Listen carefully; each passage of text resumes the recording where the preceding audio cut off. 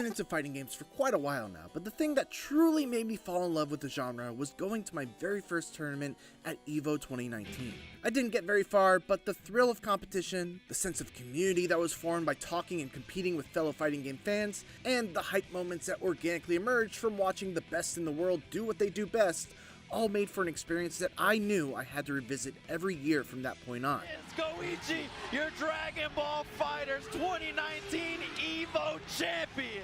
This year though, I wanted to document that experience and share it, to show the work that goes into trying to be competitive at a fighting game, even for someone who doesn't consider themselves to be a quote-unquote pro, to put a lens on what happens beyond the main stage at EVO, and ultimately, show people the love of fighting games. Also, selfishly, I want a way to motivate myself to try and break through my own barrier of going 3-2 in Guilty Gear Strive. And so, hello, my name is Mitchell Saltzman, and this is my Road to EVO video diary, episode 1. So, first things first, I gotta get back up to speed in Guilty Gear Strive. For the last few months, my brain has been all about Street Fighter 6, with everything relating to the review, to trying to grind up the ranks, and to just playing a new and exciting fighting game with my group of friends. The thing is, because I did the review for Street Fighter 6 and received an early copy of the game, I am officially, by Capcom, disqualified from participating in EVO for Street Fighter 6, so it's Guilty Gear Strive or bust for me. All that said, I had a ton of rust to shake off. And after grinding ranked matchmaking for a day and getting knocked down to floor 9 a handful of times, it was clear that I had lost something in my time away from the game. And if I truly wanted to compete at the highest level and not get blown up, I needed to find out where those holes were. So I decided to do something that I've never done before.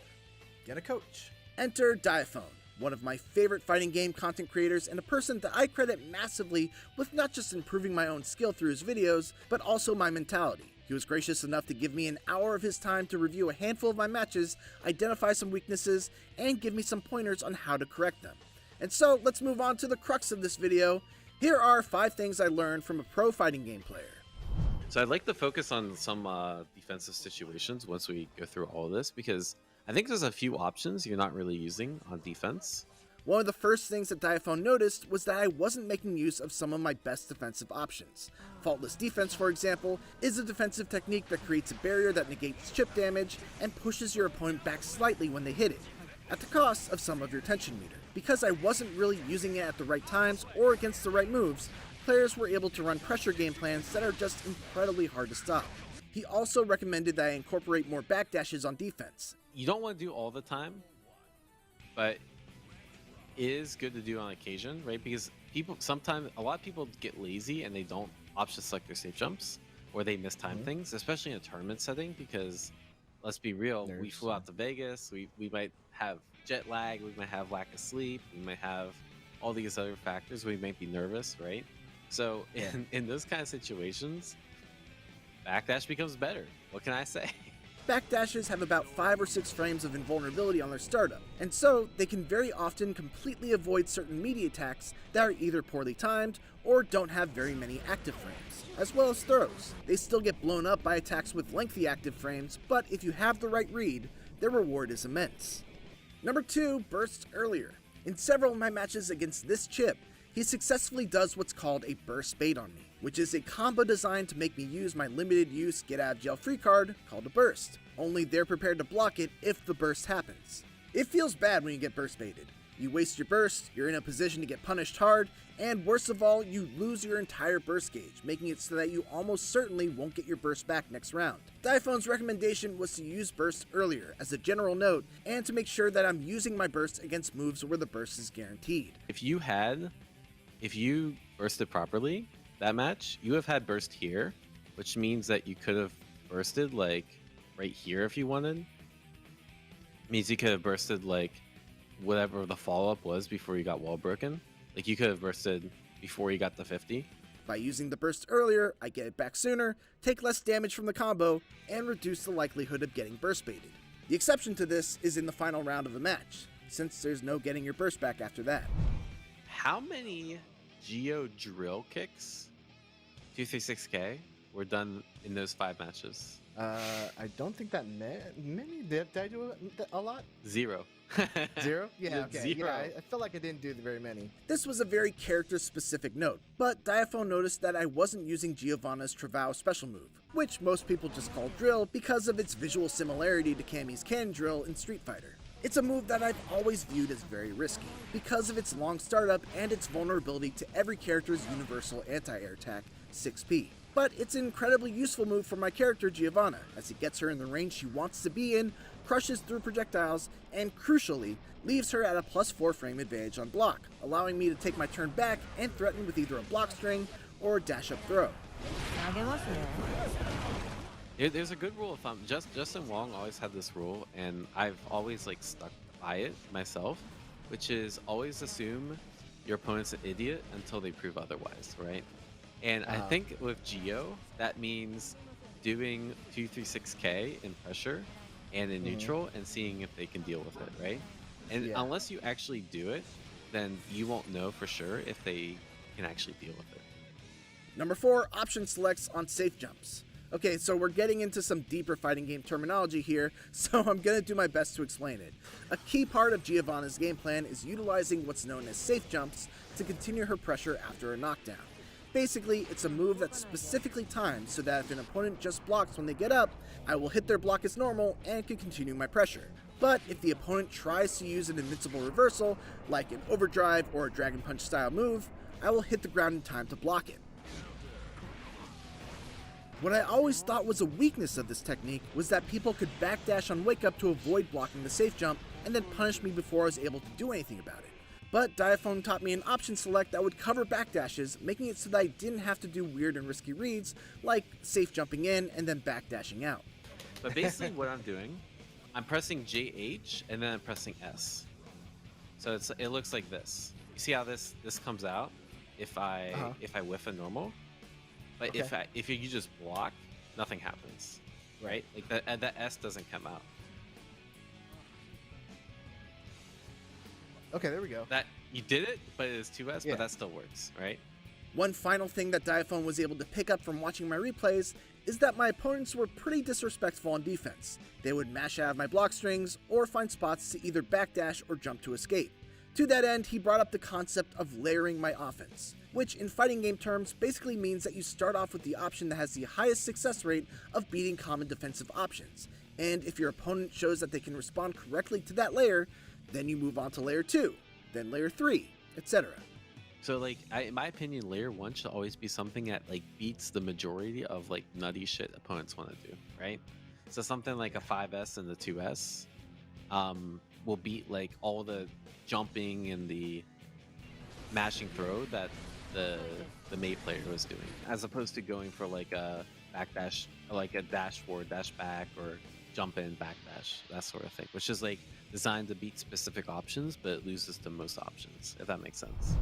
And those were the 5 things I took away from my session with Diaphone. Needless to say, I was eager to put the lessons to the test, and sure enough, despite having struggled to remain in floor 10 the night before, as soon as I started playing, I went on a tear, winning 7 games in a row, bringing me back up to the Celestial Challenge, which I proceeded to lose against Chip. So, there's still work to do on that front. But not too long after, I managed to work my way back up to the challenge, and this time, finally got back to Celestial.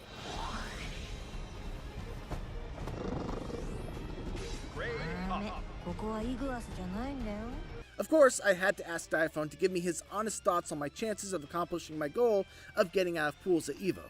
Oh, easily, yeah. I think depends how much you practice, right? It depends on a good amount of like bracket luck. Like, let's be real.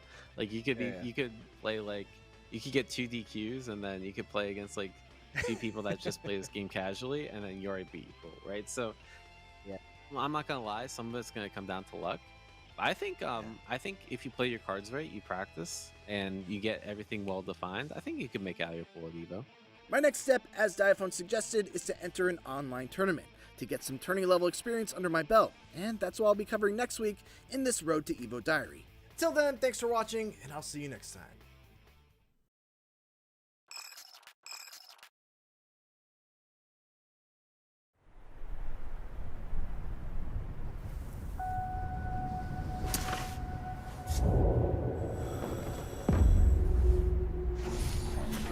We are the Order.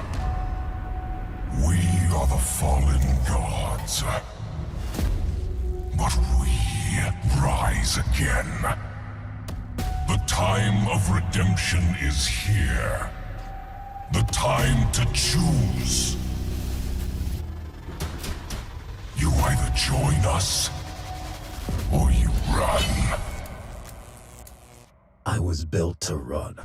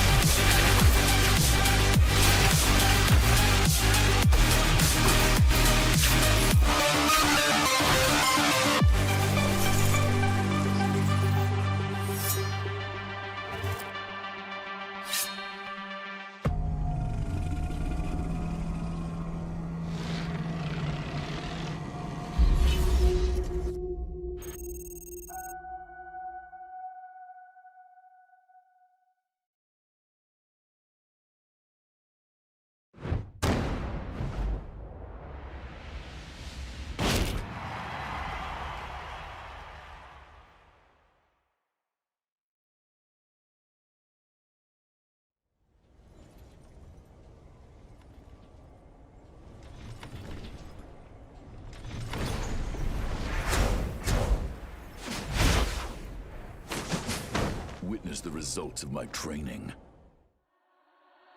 Get ready for the next battle.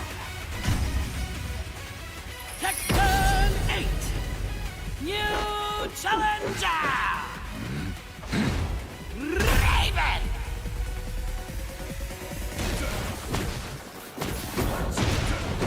I saw that.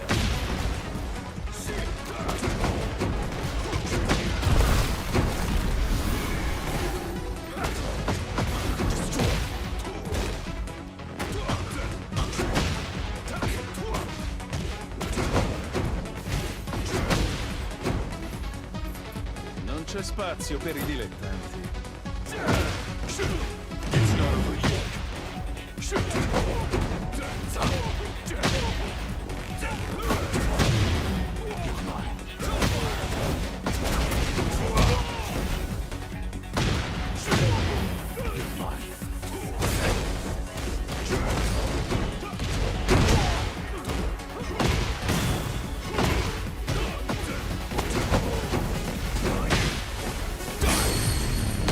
You won't see this coming.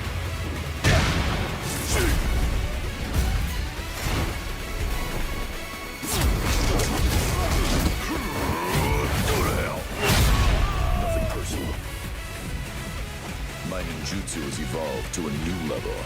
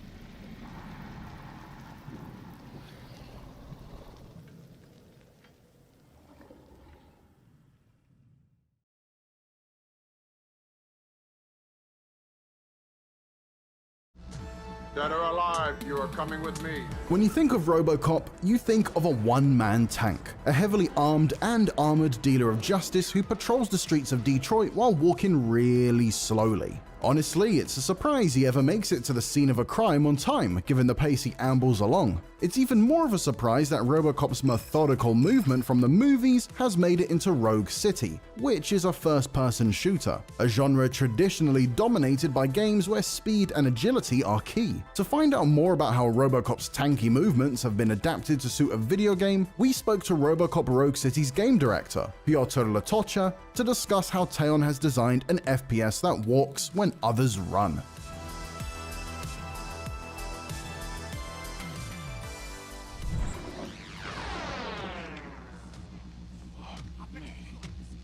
Drop the gun, you are under arrest. RoboCop's slow and precise movements are two crucial parts of his identity, so it was always the plan to make that an important part of the game. However, it meant rethinking the way the developer approached making a first-person shooter. This was one of the biggest design challenges, actually, to get that slow and heavy character into the game. He's kind of slow and tankish. We need to, be true to the lore, but also we cannot be like super slow and super heavy. How to make this character interesting so the combat is fluent. That was, I think, the biggest challenge. As such, much of the movement and agility you see in other shooters simply isn't in Rogue City, and you'll need to rethink how you play an FPS when you play RoboCop for the first time. He cannot do stealth or crouch. He can do all other things that are cool with this character. So, for example, breaching walls, throwing heavy enemies. So there's a lot of stuff that the heavy character can do. But also we have a skill tree where we unlock some skills that are actually, some of them are active, and you can use some of them to expand on the gameplay as well.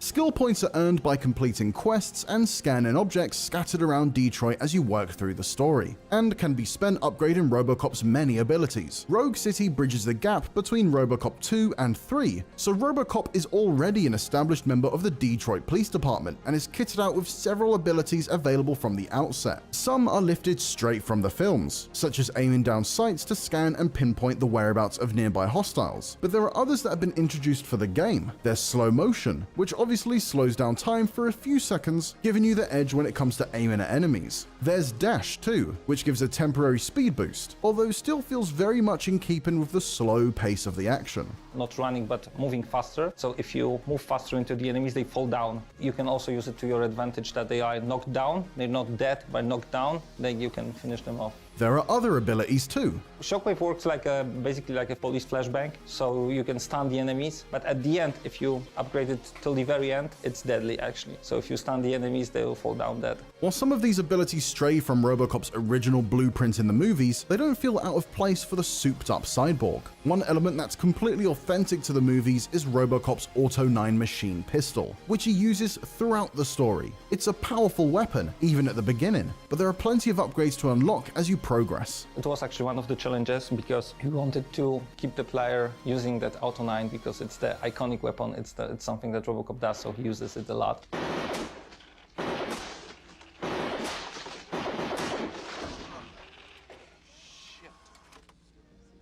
Is really good. So it needs to be fun, it needs to feel powerful. We also used an upgrade system to upgrade the Auto 9, so as the game proceeds, you can make it stronger and stronger. Examples of Auto 9 upgrades include reducing the recoil so it's more accurate, switching from burst fire to full auto, and explosive bullets. But even in its original setup, the Auto 9 has a large magazine and infinite ammo, so it makes light work of the enemies during the opening levels of the game. But there is an element of strategy, despite its power. When you run out of ammo, you need to reload or just, run into the guys and punch them. And when RoboCop's punch can smash through skulls, it's a pretty handy backup if the ammo counter clicks 0. There will also be times when an alternate weapon makes more sense. We wanted to give some variety, so we have some sidearms that you can use, but you cannot carry them from level to level or from chapter to chapter, but you can just pick them up, play with them, use them in different situations. Despite this focus on aggression, developer Teon always wanted RoboCop Rogue City to be more than just another FPS.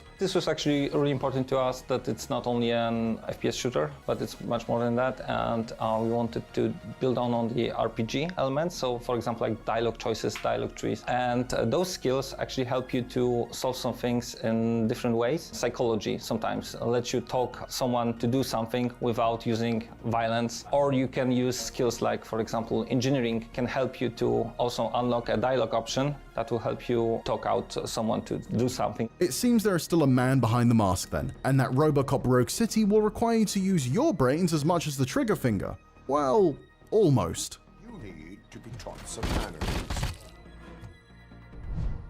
If you like this video, check out our RoboCop Rogue City hands-on preview or the game's latest trailer.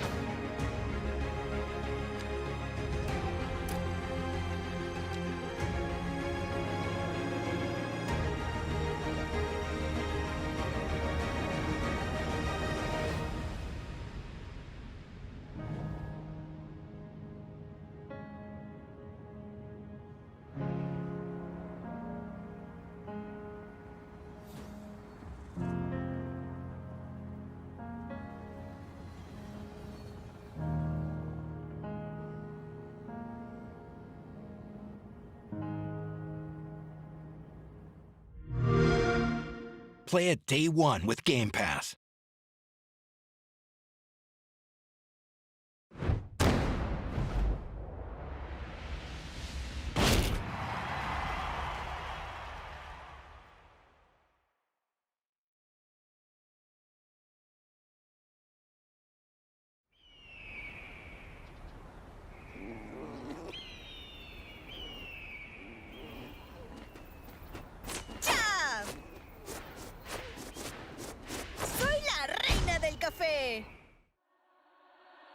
Get ready for the next battle. Tekken 8. New Challenger. ¿Es hora de entrar? Aquí viene el espectáculo de Azucena. Azucena.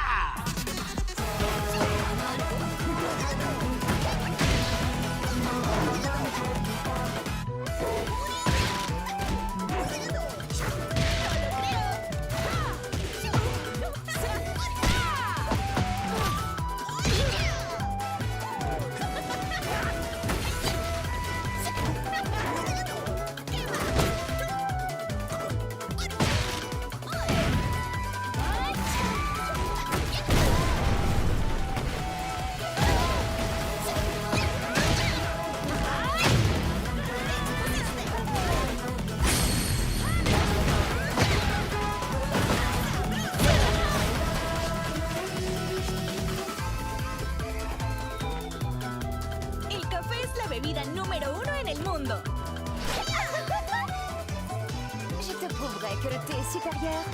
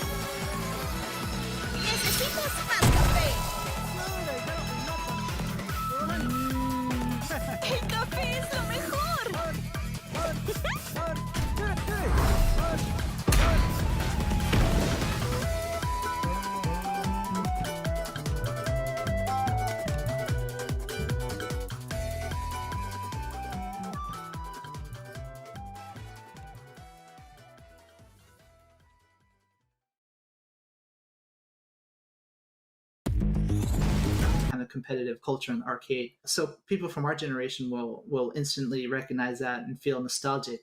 But for younger people, maybe they didn't have the chance because arcades weren't as common as they are back then. So maybe it's the first time they're seeing a kind of a virtual arcade, and they can kind of see, oh, this is where my parents were hanging out and enjoying themselves, and also to understand a little bit more about that competitive culture. So you can tell that from between the story mode and also this new arcade quest mode, there's a great deal of volume there for one-player content. So, this new arcade quest mode, it lets you go through the mode, and as a player, you're kind of evolving, learning the basics of not only the new features of Tekken 8, but also Tekken in general, the gameplay, and kind of helps you learn the ropes. But not just that, there's a cool new feature also that's been implemented with ghost characters. So it's kind of this AI learning. Not only does it kind of tailor your opponents, so you'll see CPU opponents actually fight like real players. Maybe even like a copy of some famous player you've seen in an esports stream, etc. But not just that, as you evolve as a player and get better, this AI ghost of yourself, it mimics you. So if you drop a combo, it'll mimic that. It'll mimic all kinds of different aspects of your play. So you can see the AI ghost version of yourself get even more skillful as you as a player grow. Okay. So that's good to know because my AI is definitely just going to be spamming one move constantly. So if you find that one, that is me, and I'm not even sorry about it. So actually, speaking of fighting styles, so could you go into more details about how guard damage will affect the overall strategy in Tekken 8? How does this change the dynamics of a fight? Fighting games are unique in one aspect, especially that if you're able to block your opponent's attacks, then you negate all the damage, right? Usually. So this is unique in that, for example, first-person shooters or others, if you line up your attack, usually the damage happens.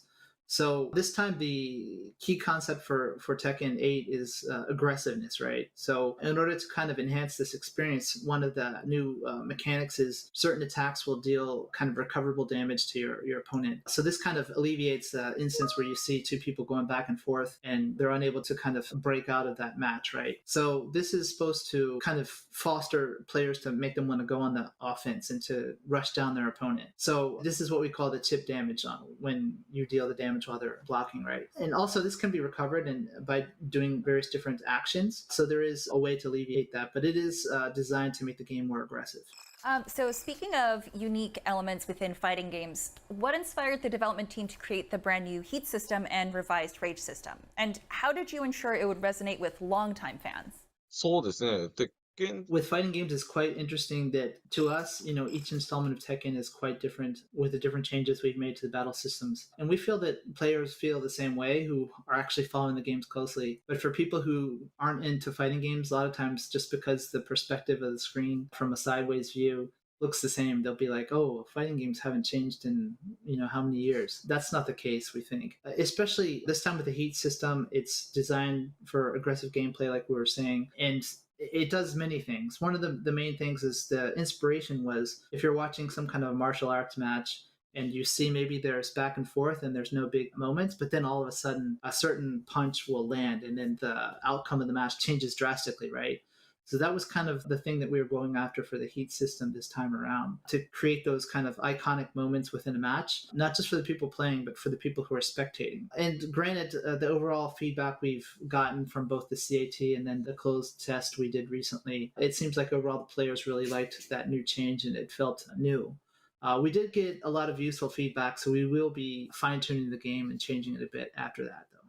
And just personally, I'd like to add one thing that, like Corrado's mentioning, is the main core concept of it, but another cool thing I think about the Heat system is that each character is kind of unique in their moves and their playstyles and strategies, but then when the Heat system kicks in for each character, it goes even more. They get access to new techniques during the Heat state, or certain parameters like King, when he throws his opponents, they'll actually recover the Heat gauge. So there's a lot of things that make the characters even more unique when they're in the Heat state. So I think that's a really cool addition this time.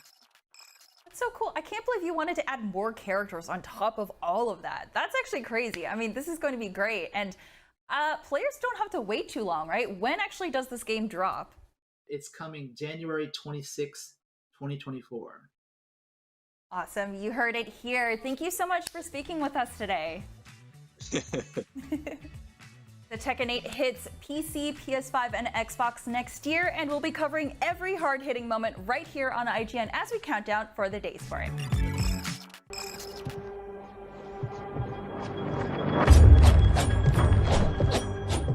You could chalk up Mortal Kombat's massive success as a fighting game franchise to a number of factors. Its 30-year legacy, its attention-grabbing and unparalleled violence. You shame your ancestors.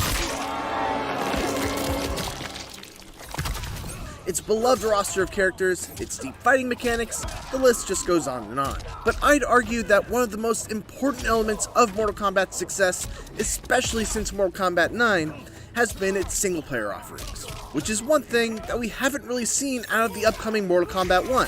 Until now, that is. At a recent event, I got to go hands-on with the first chapter of Mortal Kombat 1 Cinematic Story Mode, as well as its brand new Invasion Mode.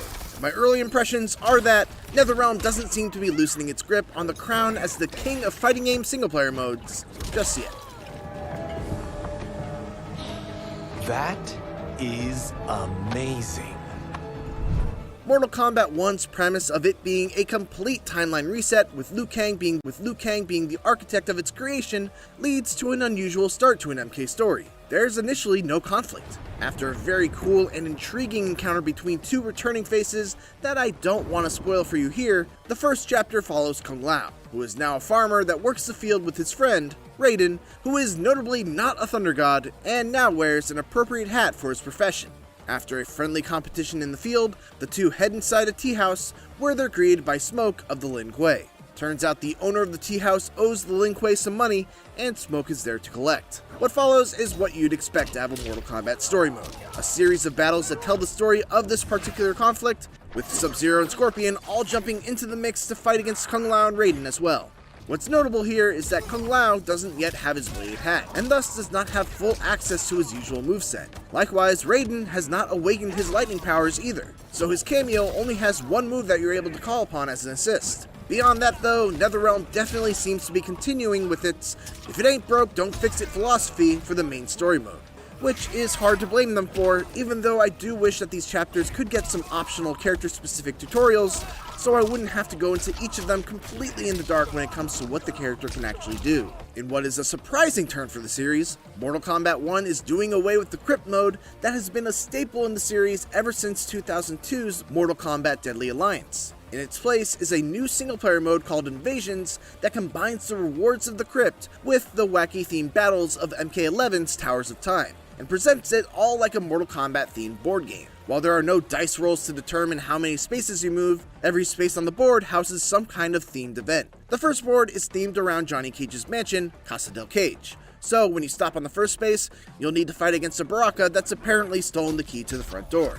After that, you're able to enter the mansion and are guided through its rooms and halls, with more Easter eggs than you can shake a stick at. It's got everything from the famous Sega Genesis blood code, it's ABACABB, to the theater marquee from Injustice 2, and plenty more that any longtime NetherRealm fan is sure to catch on to and giggle at. Many of the fights have gimmicks to them, which should be familiar to anyone who's played through any of Mortal Kombat 11's Towers of Time.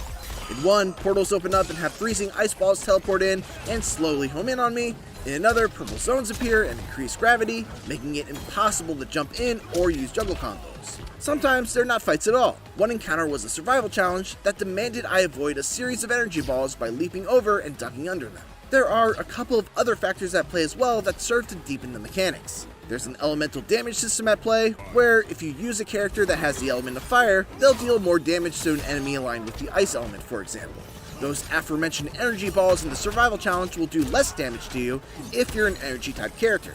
And you can also equip special talismans to give your character a unique special move and potentially give them attacks outside their own element.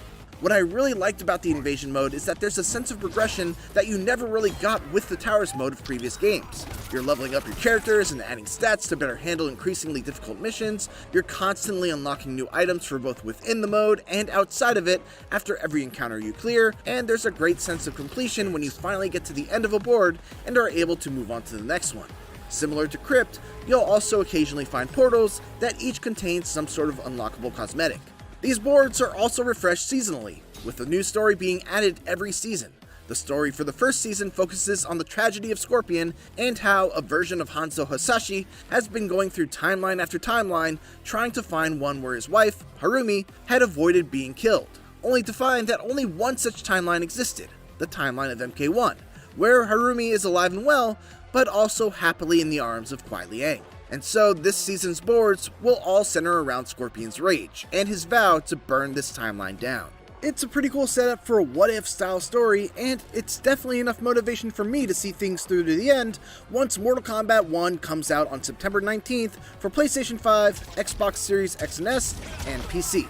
Thanks for watching, and for more Mortal Kombat 1, check out our videos for every fatality we've seen so far. And for everything else, give it a ear on IGN.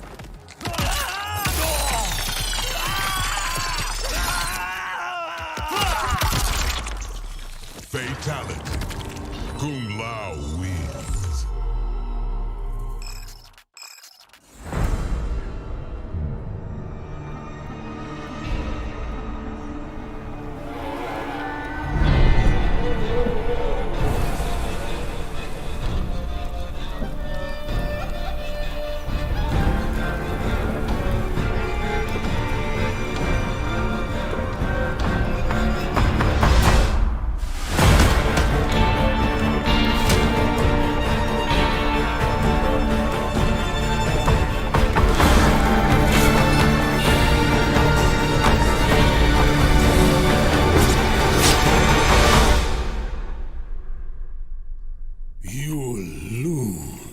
You always do.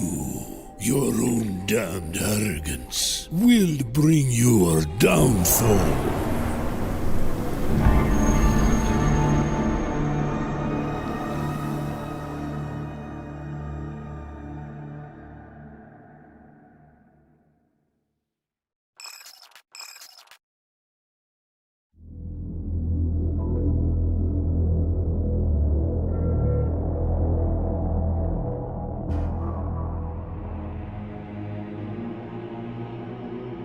The world has ended, but we lived on. The tower is our home. The only one we've ever known. The ones who built it wanted to control our fate, to shape us like we were their playthings. They wanted to manipulate our minds and our bodies, be our gods. But they overreached. It took strength, determination, and sacrifice. But we prevailed. The ghosts of the old world are gone. We're on our own. It won't be easy, but for the first time in a long time, we can make our own future.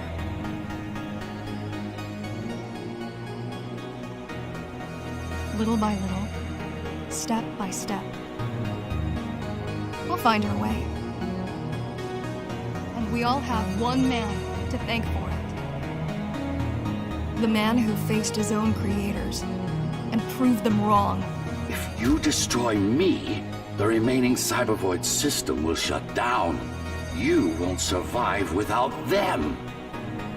You won't survive without me. No. No! I will not be deleted by a mere tool! I forbid you, Ghost Runner! My name is Jack.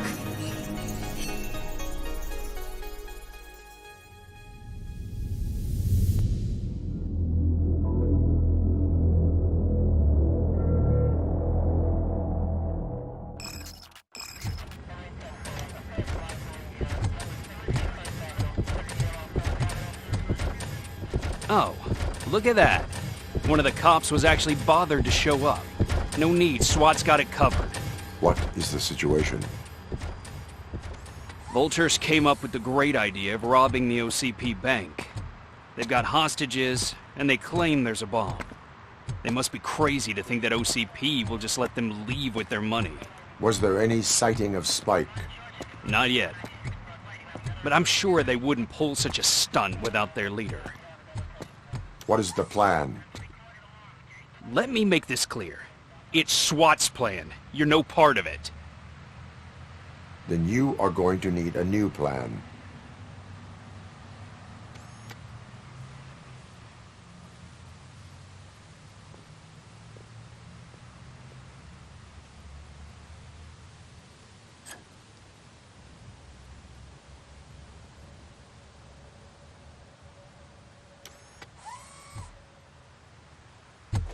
With this buggy brain of yours, you think you still remember how to put the heat on them scumbags? I prefer to serve justice cold. Contact! Contact! Let's show our metal friend how it's done, boys.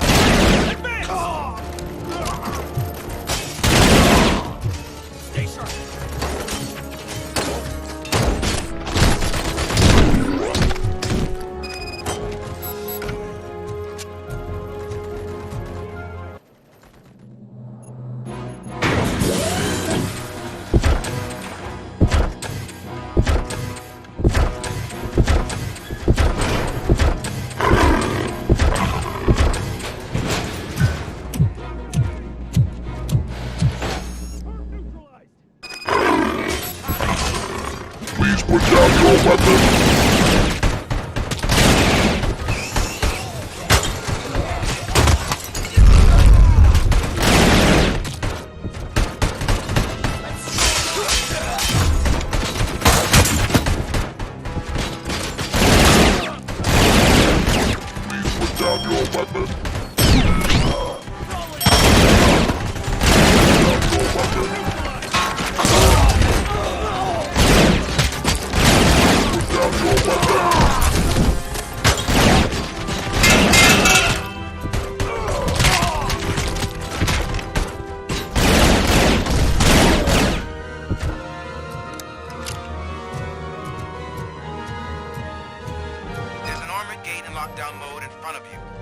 Find a way to get past it.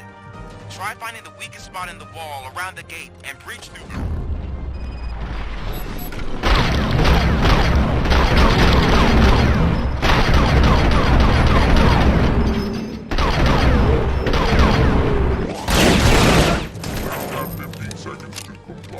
Come on, boys. I'm on it. Let's finish up here and show them what it means to be a team player.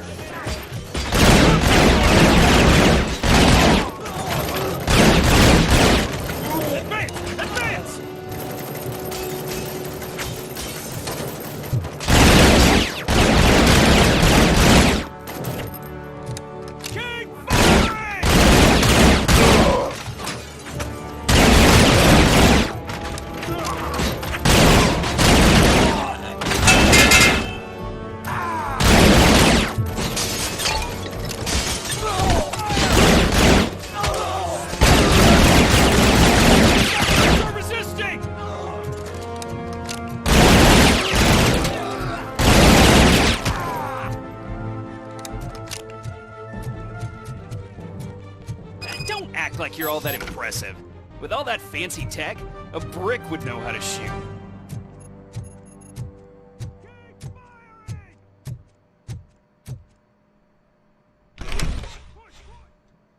Robocop, I've received information that the bank manager is held hostage in the vault.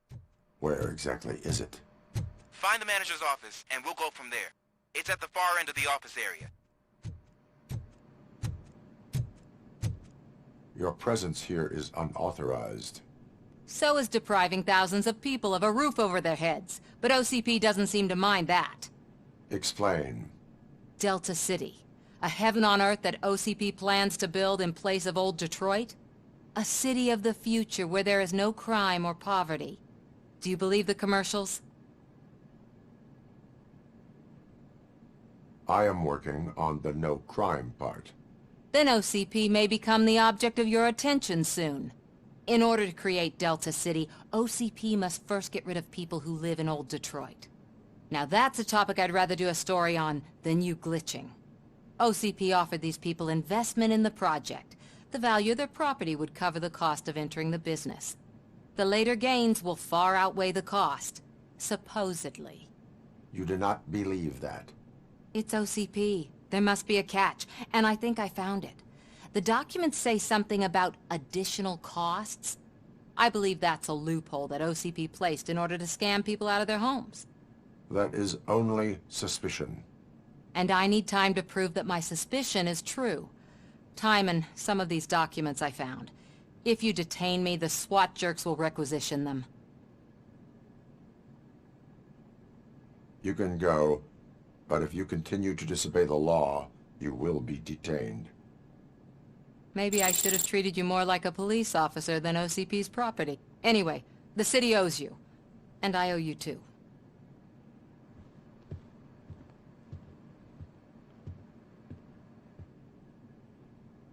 I can see you've reached the manager's office. Great. Now look for a switch that unlocks the doors that lead to the vault. If I was a bank manager, I would probably ask for that switch to be installed somewhere around my desk. Now, take the doors behind the desk and turn left. The way to the vault should be open now.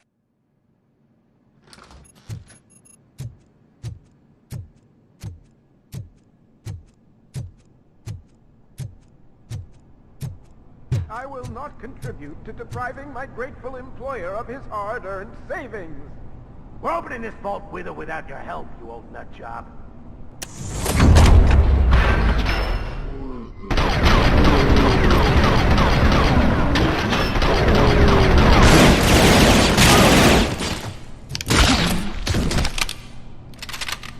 RoboCop! I knew our founder would send his best.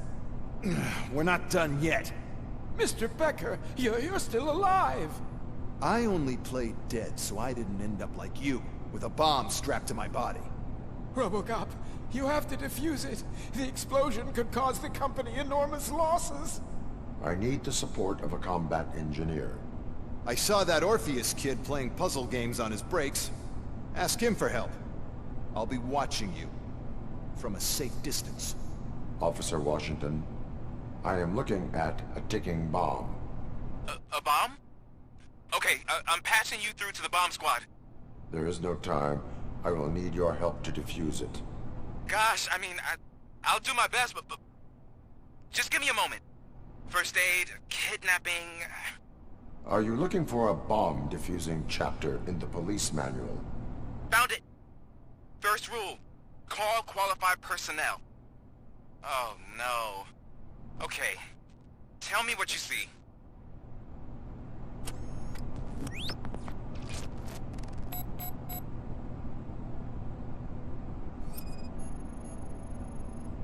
Four connectors with different voltage. What's the highest voltage? 24 volts. It is a C4 explosive and seems to be homemade. Yeah, that's what I'd expect from the street vultures. 4 cables, green, 2 reds, and blue.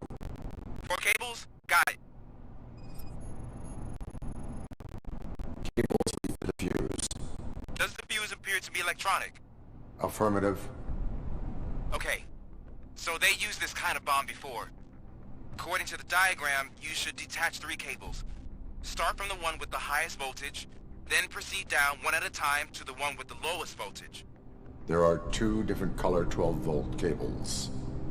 Which one do I detach first? Okay, maybe this isn't the time, but I'm colorblind. I will have to improvise. Just remember, detach the one with the highest voltage first, then proceed down to the lowest voltage.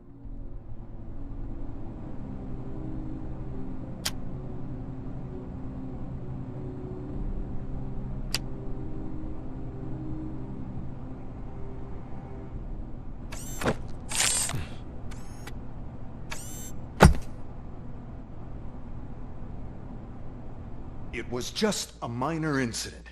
Ready to get back to business? 'Cause I need to make a withdrawal. Like, now.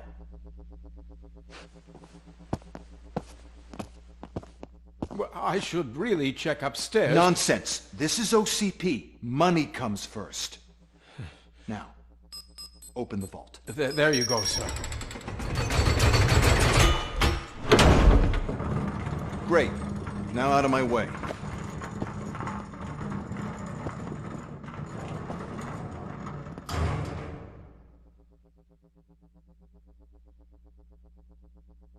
What the hell is this? Where is all the money? Our founder has most of our capital tied up in a very ambitious and resource-heavy project. I can't believe old man's blowing all of OCP's money on Delta City. Have some respect, young man. Things are closing in. Are you already in the tunnels? If you're not back with the money in the next 2 minutes, we're leaving. You should be proud to work for such a great man. At this rate, soon there might be no one left to work for him. See what I'm talking about?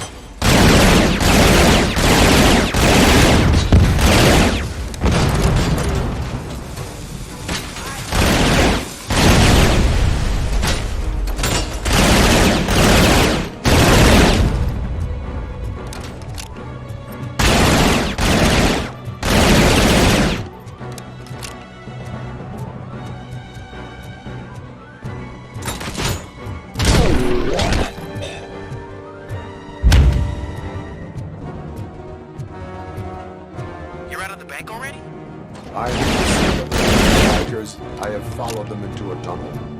So that's how they must have gotten here in the first place. It seems they're retreating into the old industrial area. That must be where they've hidden their getaway vehicle. You gotta hurry.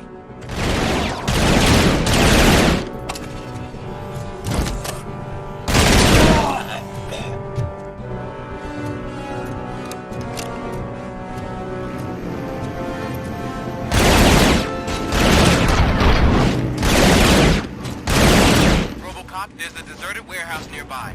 It's the only building which the area, and it's big enough to store their vehicle. It's your best bet to proceed there. Roger that.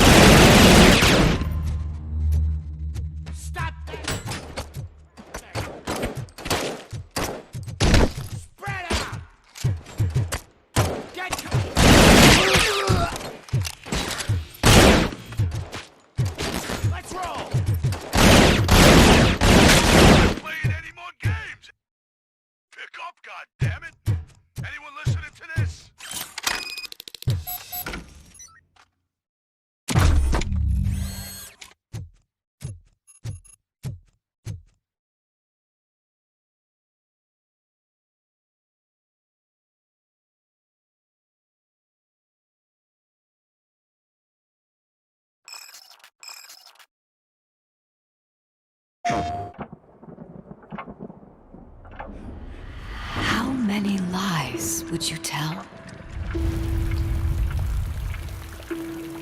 How many enemies would you face? How many battles would you endure?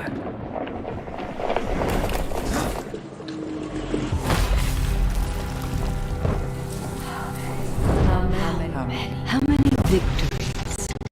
How many failures? How many broken hearts? How many atrocities?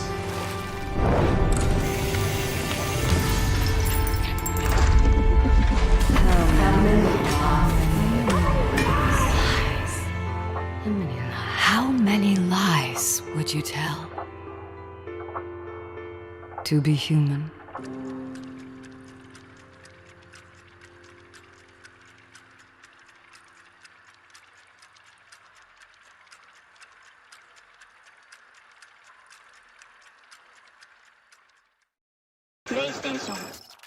It's the biggest video game convention in the universe, and IGN will be there live from Cologne, Germany. Welcome back to IGN Live at Gamescom. Expect some of the biggest game reveals and announcements of the year. Tons of world premieres. Never before seen looks at the most anticipated games like Starfield and Lies of P, as well as exclusive gameplay deep dives. This seems crazy ambitious. And tons more. And we're going to be here all week on the show floor. So cool! IGN Live at Gamescom kicks off August 22nd. Don't miss a second of it.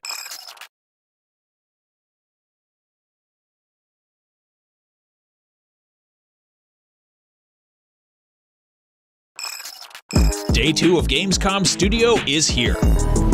It's the biggest gaming event in the world, and Gamescom Studio gives you a front row seat for all the biggest and best the show has to offer.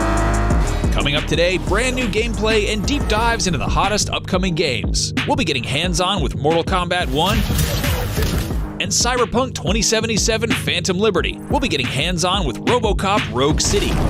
And Xbox head Phil Spencer. What's up, everybody? This is IGN Live at Gamescom. And you can expect plenty more sights and sounds from the show floor as the doors open to the public.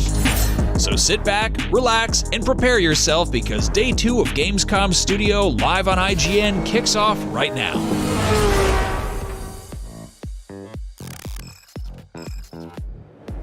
Hello and welcome back to Day 2 of Gamescom Studio powered by IGN. I'm Stella Chung along with my good pals Max Scoville and Damon Hatfield. Hey, how's it going? Hello. All day right here on Gamescom Studio, we've got tons of brand new games, exclusive reveals, interviews with the people making the coolest games on Earth, and tons of kick-ass gameplay. If you want to stay up to date with everything going on at Gamescom, whether you're here in person or watching from home, you can find up-to-the-minute info by heading to now.gamescom.global. You can also stay up to date by following the official Gamescom social media accounts on your platform of choice. So Facebook, Instagram, TikTok, X, Twitch, YouTube. Gamescom is literally everywhere. Yep. We've got some great coverage lined up for today. First up, we got RoboCop Rogue City, which I got to check out. It's a first-person shooter based on the timeless tale of a cop who's also a robot. You probably could have figured that out. Then there's Mortal Kombat 1, which is a reboot of the timeless fighting game in which multicolored ninjas brutally murder each other in hilariously elaborate ways. And later on, we'll be taking a look at Cyberpunk 2077's upcoming expansion, Phantom Liberty, which not only tells a brand new story, but also brings a ton of improvements to the original base game. Yeah, I'll be doing that interview. And we even convinced Phil Spencer to come back and let us ask him more hard-hitting and, honestly, probably annoying questions about what it's like being in charge of Xbox. There are a ton of massive AAA blockbuster games at Gamescom, but there are also even more independent ones at the Gamescom Indie Arena booth. Over 150 devs and studios from 30 different countries show off tons of incredible games. That's just a portion of this massive event, and luckily we've got teams running around non-stop checking out the show floor. Let's see what's going on out there. Hey everybody, Seth Macy at Gamescom, IGN.com. I am here with Matt Purslow. Matt, where are we? We are in Hall 6. Hall 6, where are you going? I am going to see where winds meet. And what do you plan to do there? I plan to play this game and figure out what the hell it is. Yeah, I have no idea. We saw it at Gamescom last year and we've not seen any of it since. I am excited to see. It's a game with swords. I like swords. Okay, are you expecting some surprises? I am expecting to be surprised. It looked a bit Ghost of Tsushima when we saw it last year. I want to know if that's what it is or if it's some weird surprise that we weren't expecting. Awesome. Well, let me know how it is when you get out. We'll be grabbing you off the floor and telling you about it. For everything else on Gamescom all this week, keep it right here on IGN. There's plenty of stuff to check out. Max, yesterday you had a chance to play RoboCop, right? No, they didn't let me play it, but I did get to talk to somebody who did. I'd buy that for $1. Dead or alive, you're coming with me. Can you fly, Bobby? Check it out.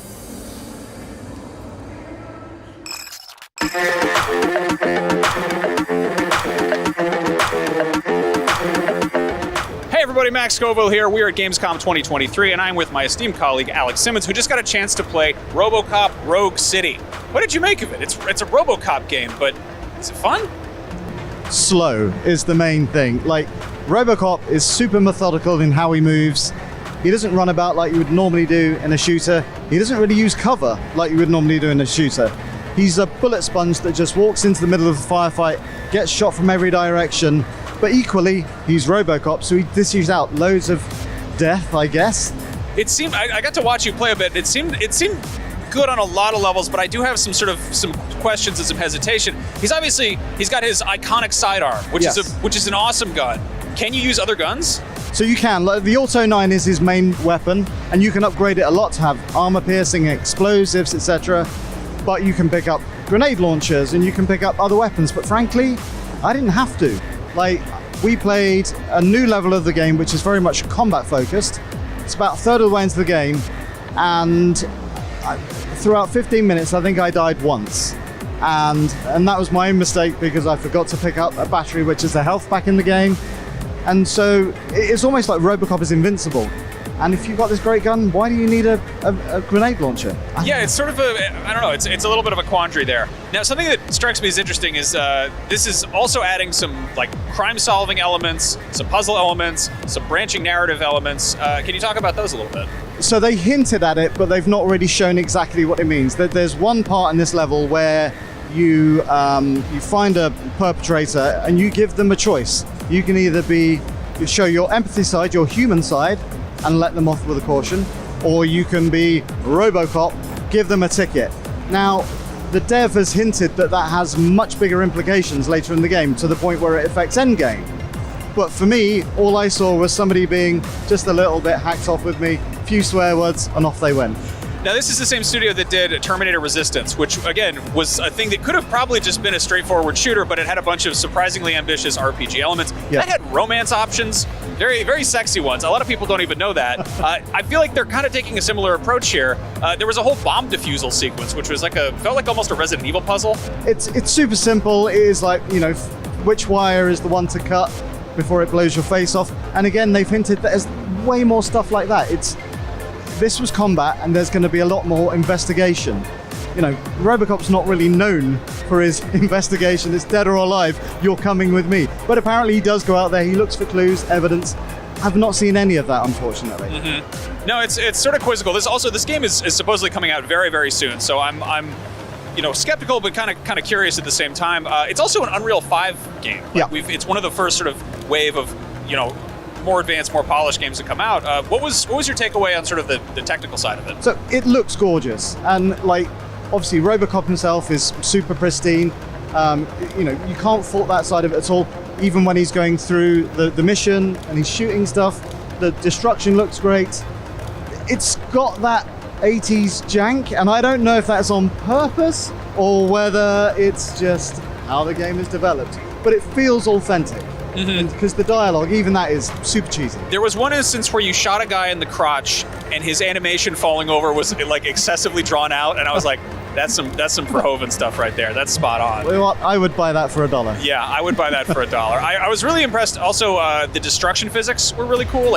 Everything was just getting blown apart. Just a ton of that. Yeah, and I think that's the other thing. Obviously, you've got your Auto 9, but you can use anything that you come up in against the game. In this one level, there were these bikers that were attacking me, moving super fast, hard to shoot.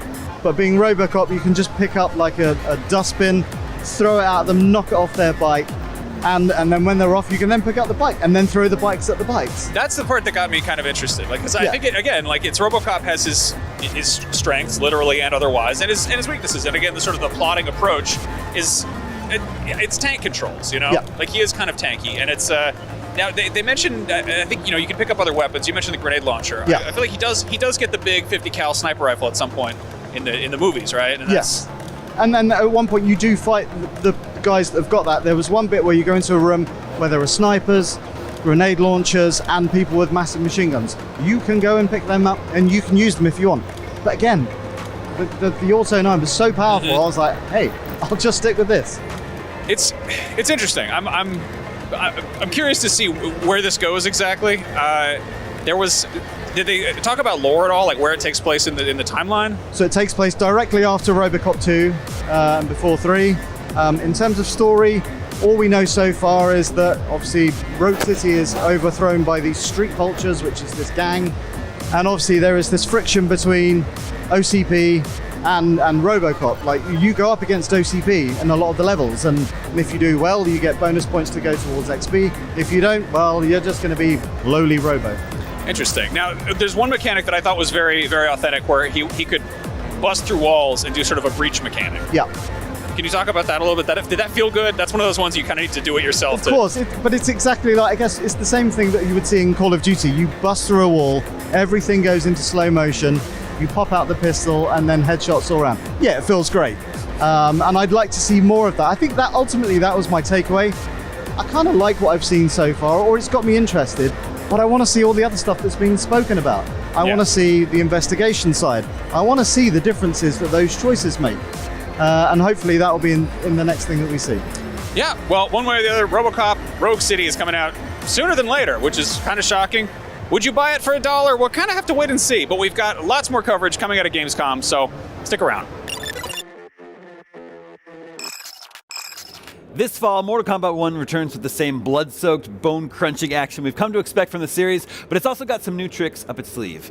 Here to tell me about it is Ed Boon from NetherRealm Studios. Welcome back to the IGN stage here, Ed. Thanks. It's always great to talk to you guys. So, just about a little less than a month out from the launch of Mortal Kombat 1. Mortal Kombat is really known for having these excellent story modes and joined by casual and hardcore fans alike. I think you guys are just the best at including story modes in your fighting game. When did that become important for NetherRealm? Over the course of Mortal Kombat's 30-year history, when did it become important for you to put all this extra time and polish into the story mode? Actually, it was back in Mortal Kombat versus DC was the first time we did that. A lot of people think that it was Mortal Kombat 9 that we did it, but MK versus DC had it, and it was something that we really had to refine, getting a lot of the stuff under the hood going as far as having it to function. But with each version that we've done, it's been more and more well received by players, and so we just kind of raising the presentation bar, and it's kind of become a staple with our games at this point. Yeah, I agree. As someone who likes fighting games but isn't super good at them competitively, I love having a fun single-player mode to play through the game myself. So having reset the timeline with Mortal Kombat 11, what were some of the key stories that you wanted to revisit and recalibrate over the 30-year saga? We actually wanted to revisit and recalibrate and reinvent everything. The whole goal with making the Mortal Kombat 1 story was taking the existing characters that everybody knows and putting them in a brand new story, literally starting from a big bang that Liu Kang creates. And so it's a new story with familiar characters, and all the relationships we're trying to change around to be different and just kind of reintroduce all the characters. Invasions are replacing the crypt this time around, which I think we saw some footage of just now. What can you tell us about this new mode for unlocking cool extras for your characters? Sure. Like you were speaking about before, we've always had put a big focus on the single-player experience, and Invasions is kind of like the next step. So if you look at it, you can almost think of Invasions as a board game that is multiple city blocks long. So the player is going from node to node, getting challenges, getting rewards, getting all of these different tasks they have to do. And they're also, it also has an RPG element, so they're leveling up their character, they're getting them stronger, and it's probably the most reward-friendly part of Mortal Kombat 1. It had most of the rewards are just really buried in there, and it's a very long, extensive single-player experience that we upgrade with a new season about every 6 weeks. That sounds great. I can't wait to dive into that. Now, you've had several betas over the past few months. What learnings have you taken from that and have been able to incorporate into the final game? A lot. We absolutely, we had the tech beta and we've had the pre-order bonus, and each one we've seen so many things that players have done that we had no idea could be done. A lot of them were great fun things, but there was a couple that we had to kind of turn a few knobs to make sure, kind of the speed of the motion of the characters we dialed up a bit, and there was just tons of constructive feedback that we got from players that it was invaluable to have those demos. Now, you've revealed, included in your upcoming downloadable characters are Omni-Man, Homelander, Peacemaker. For Homelander and Peacemaker, you've got Anthony Starr and John Cena, the likenesses of the actors. Are the actors actually coming in to record any dialogue or any grunts for the characters? We had J.K. Simmons coming in. We had John Cena. So we're super fortunate to get them excited enough that they know they know what Mortal Kombat is, and they come in, and it just adds that additional layer of authenticity to get the voice actor in there. Yeah, that's very cool. And then actually in a recent interview with IGN, we were talking about Omni-Man and Homelander. Even though the characters are actually fairly similar, you're going to make sure that they play very differently in the final game. Can you elaborate on that at all? Yeah, absolutely. I think a number of people think of Homelander and Omni-Man as evil versions of Superman, right? And so they have super strength, they can fly, and they're that kind of category. But we're absolutely going to make them play differently. There's obviously a ton you can do with a character that can fly and is that strong. Just paths that they take. Right. It's not like it's this free for all. So they will absolutely play differently. And when it comes to designing fatalities, obviously it seems like you guys have no limits, like let's just go as crazy, as wacky as possible. But with characters like Homelander that are seemingly all-powerful, at that is that an extra challenge, or do you have to actually show some restraint at that point? No. It's one of the easy ones. We're such fans of these characters, and we've watched the shows, and we love making, getting inspiration from some of the things that they've done in the shows and turning them into a fatality. So that's going to be a big part of that whole experience of playing those characters. That's super exciting. Here at Gamescom, you announced new playable characters, Sindel and General Shao. What can you tell us about how they fit into the story?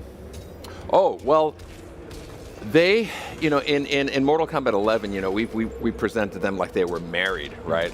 And they were absolutely aligned. It's much more, I don't want to give the whole thing away, but it's much more confrontational with them this time, and it is still about kind of struggle for power in that respect, but their situations are completely different from what they were in Mortal Kombat 11, which is the case with all of our characters. So there's definitely some headbutting between those two.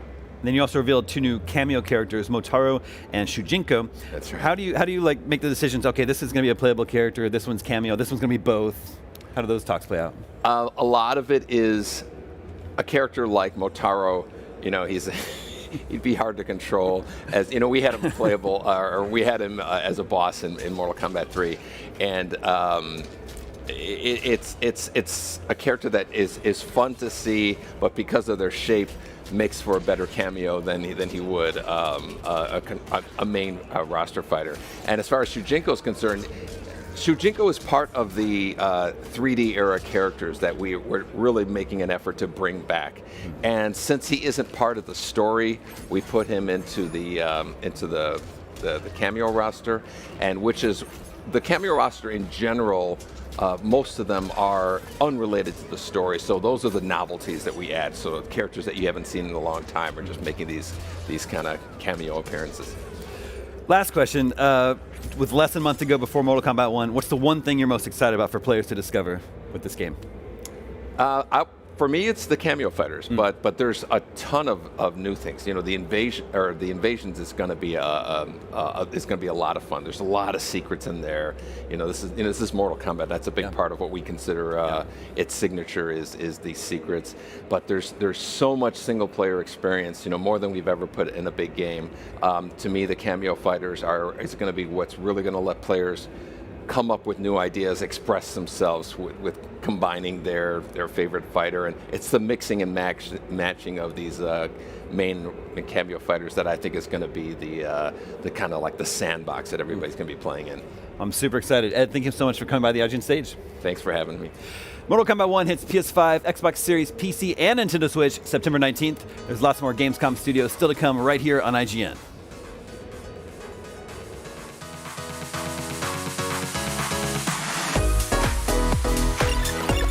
The Cinefix Top 100. A list so secretive even we don't know what movies are on it or where they rank. What do you mean you don't know? Each episode will reveal one of the movies. Did I rush it? Felt like I rushed. That was good. I liked it. Talk about why it belongs and finally find out where it ranks. Are you not entertained? Are any of the movies we've shown here even on the list? I have no idea, and it drives me crazy. Join us as we find out on the Cinefix Top 100, Mondays starting July 3rd. Why so serious? Hey, you! Yes, you! Do you have FOMC? Fear of missing Gamescom? Relax. Gamescom is everywhere you want.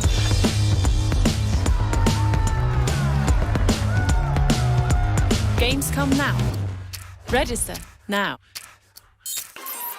Tune into IGN 1 on your smart TVs for the latest news on your favorite releases, gameplay exclusives, and all the entertainment you can handle. Cinefix on IGN 1, your friendly Friday night home for film fanaticism. You're watching The Weekly Fix, ready to fill you in on anything you may have missed in the world of gaming and entertainment. Welcome to Should I Play This? This is what to watch here on IGN 1. Find it all in one place for free on IGN 1. They turned into a network. Who knew?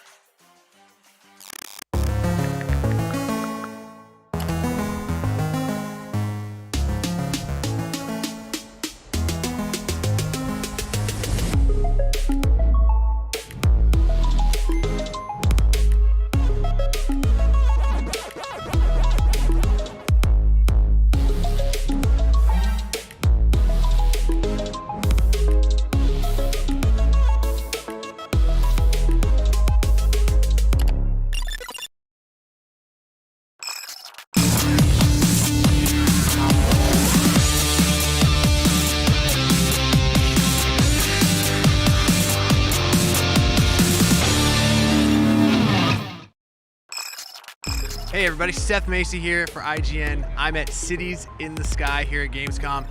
I'm about to sit down in a gamer chair and then they're gonna lift me 50 meters into the sky on a crane. For Americans, that's about 150 feet in freedom measurements. Yeah, this is gonna be interesting. And I'm gonna be playing City Skylines 2 while I dangle in the sky over a city. So it's extremely literal.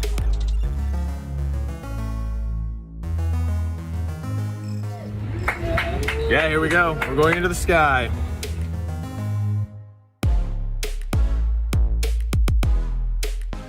I'm gonna play a video game at 150 feet in the sky.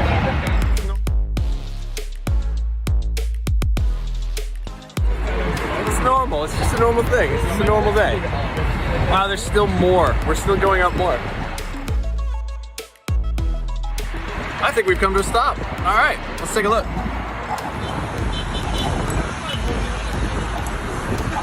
Wow. There's a foot that's growing.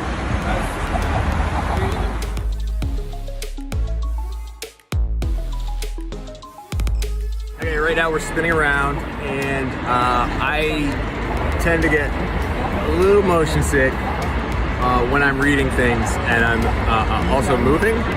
Thankfully, I'm just gonna play the demo of City Skylines 2. Gaming time in the sky. Let's go! Hey, look, it's me. The sun is directly behind me.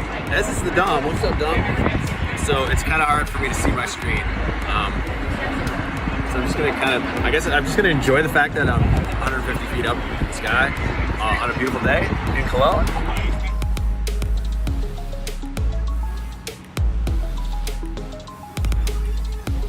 Well, I just came down from my City in the Sky adventure, where I was building a city literally in the sky, in City Skylines 2. Please, I'm proud to present Skytown, USA. Center of industry, a center of commerce, a few houses. You know, I wasn't as nervous as I thought I was gonna be, but there were a couple times where something would clang and I'd be like, whoop, then I just lost my cool. But then I'd try to compose again. But yeah, I was dangling my feet, I was having a good old time. Being 50 meters in the air on a beautiful sun-filled day in Cologne, Germany is less than optimal, because what would happen is I would spin around and then the sun would completely obscure the view of my beautiful city in the sky. I would love to do this again.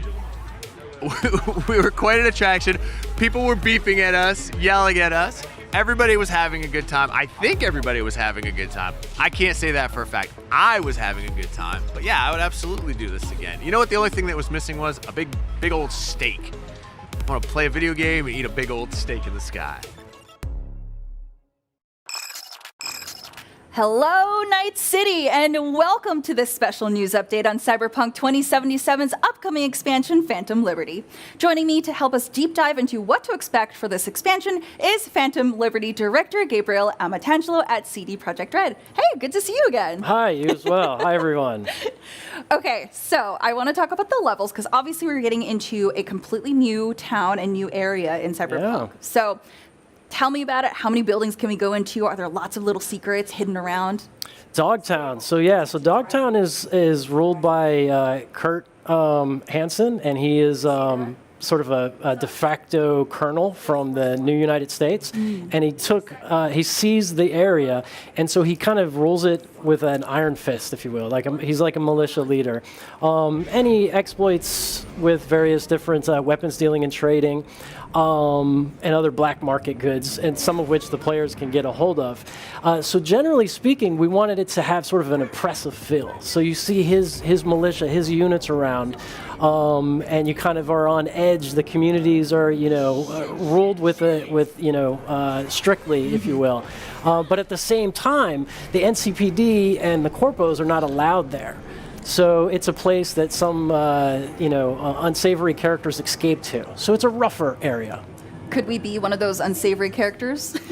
Certainly, it's a role-playing game after all. You can, and I think we talked about a little bit last time. If you start committing crimes or getting out of order in that area, he will send his units after you. And it can escalate, and they can bring out, APCs, vehicles with mounted weapons, so on and so forth. Yeah, so we have new footage here, so kind of run me through what we're seeing right now. So this is our gameplay trailer, and right now we're seeing Dogtown at the beginning when you actually, this is in the story, right after the plane gets shot down, like we saw in the story trailer, and exploring the kind of destruction that it caused in the way. We're getting into a vehicle right now and going to head to the crash site, where you're going to start to see some of Kurt's militia kind of trying to lock down the area, and you're going to have to tread carefully. Yeah, so we see some vehicular gameplay here, obviously, but vehicle combat is a big addition to Phantom Liberty. And how did that influence the streets and the quests of Dogtown? Yeah, so I mean, you can, as you're going from location to location, let's say quest spot to quest spot, along the way there's a lot of dynamic events that can happen. For example, I said that he deals with some black market goods. There could be some airdrops or some caravans, and you can intercept them, and there's an emergent encounter that happens from it, and you can get some loot, find some goodies, that kind of stuff, and you can do it on foot, you can do it in your vehicle, pull out an SMG, you can do, drive-bys on your bike and slash them with your katana blade. And so there's a lot of emergent sort of activities and events that happen throughout. That's awesome. So what will players get if they do intercept one of those airdrops? Do they get a new weapon? They can. You can get various new weapons. You can also get different kind of upgrades, skill shards, things of this nature. It's kind of a surprise. It's a RPG. That's awesome. Okay. Yeah. So and I'm sorry to interrupt, but there's also little story segments and stuff as well that you can find in it. Some Easter eggs. Ooh. Okay. Yeah. So there's a big push for you to want to go and grab those airdrops then. Yeah. So previously, the lead level designer did talk about wanting to reward the players the maximum choice and effort and reward from discovery and exploration. So does Phantom Liberty increase the amount of freedom of choice for players? In so many ways. Like I was saying, the kind of freedom of choice of just exploring the world and having emergent encounters, there's a lot of different, like as the story progresses, different things happen in the story, and I don't want to give away any Easter eggs, but you can find little pieces and props and things that kind of support different events that kind of happen off screen, if you will. And as far as the player characters, we revamped the skill system, and so now there's so many different ways that you can kind of fulfill your fantasy on how you want to play as a cyberpunk with new cyberware and stuff like that. So I think that's along the lines of what he was speaking to before. Yeah. I love that we're watching this gameplay and just hearing that alert noise. It brings back so many good memories for me. I love it. Right on.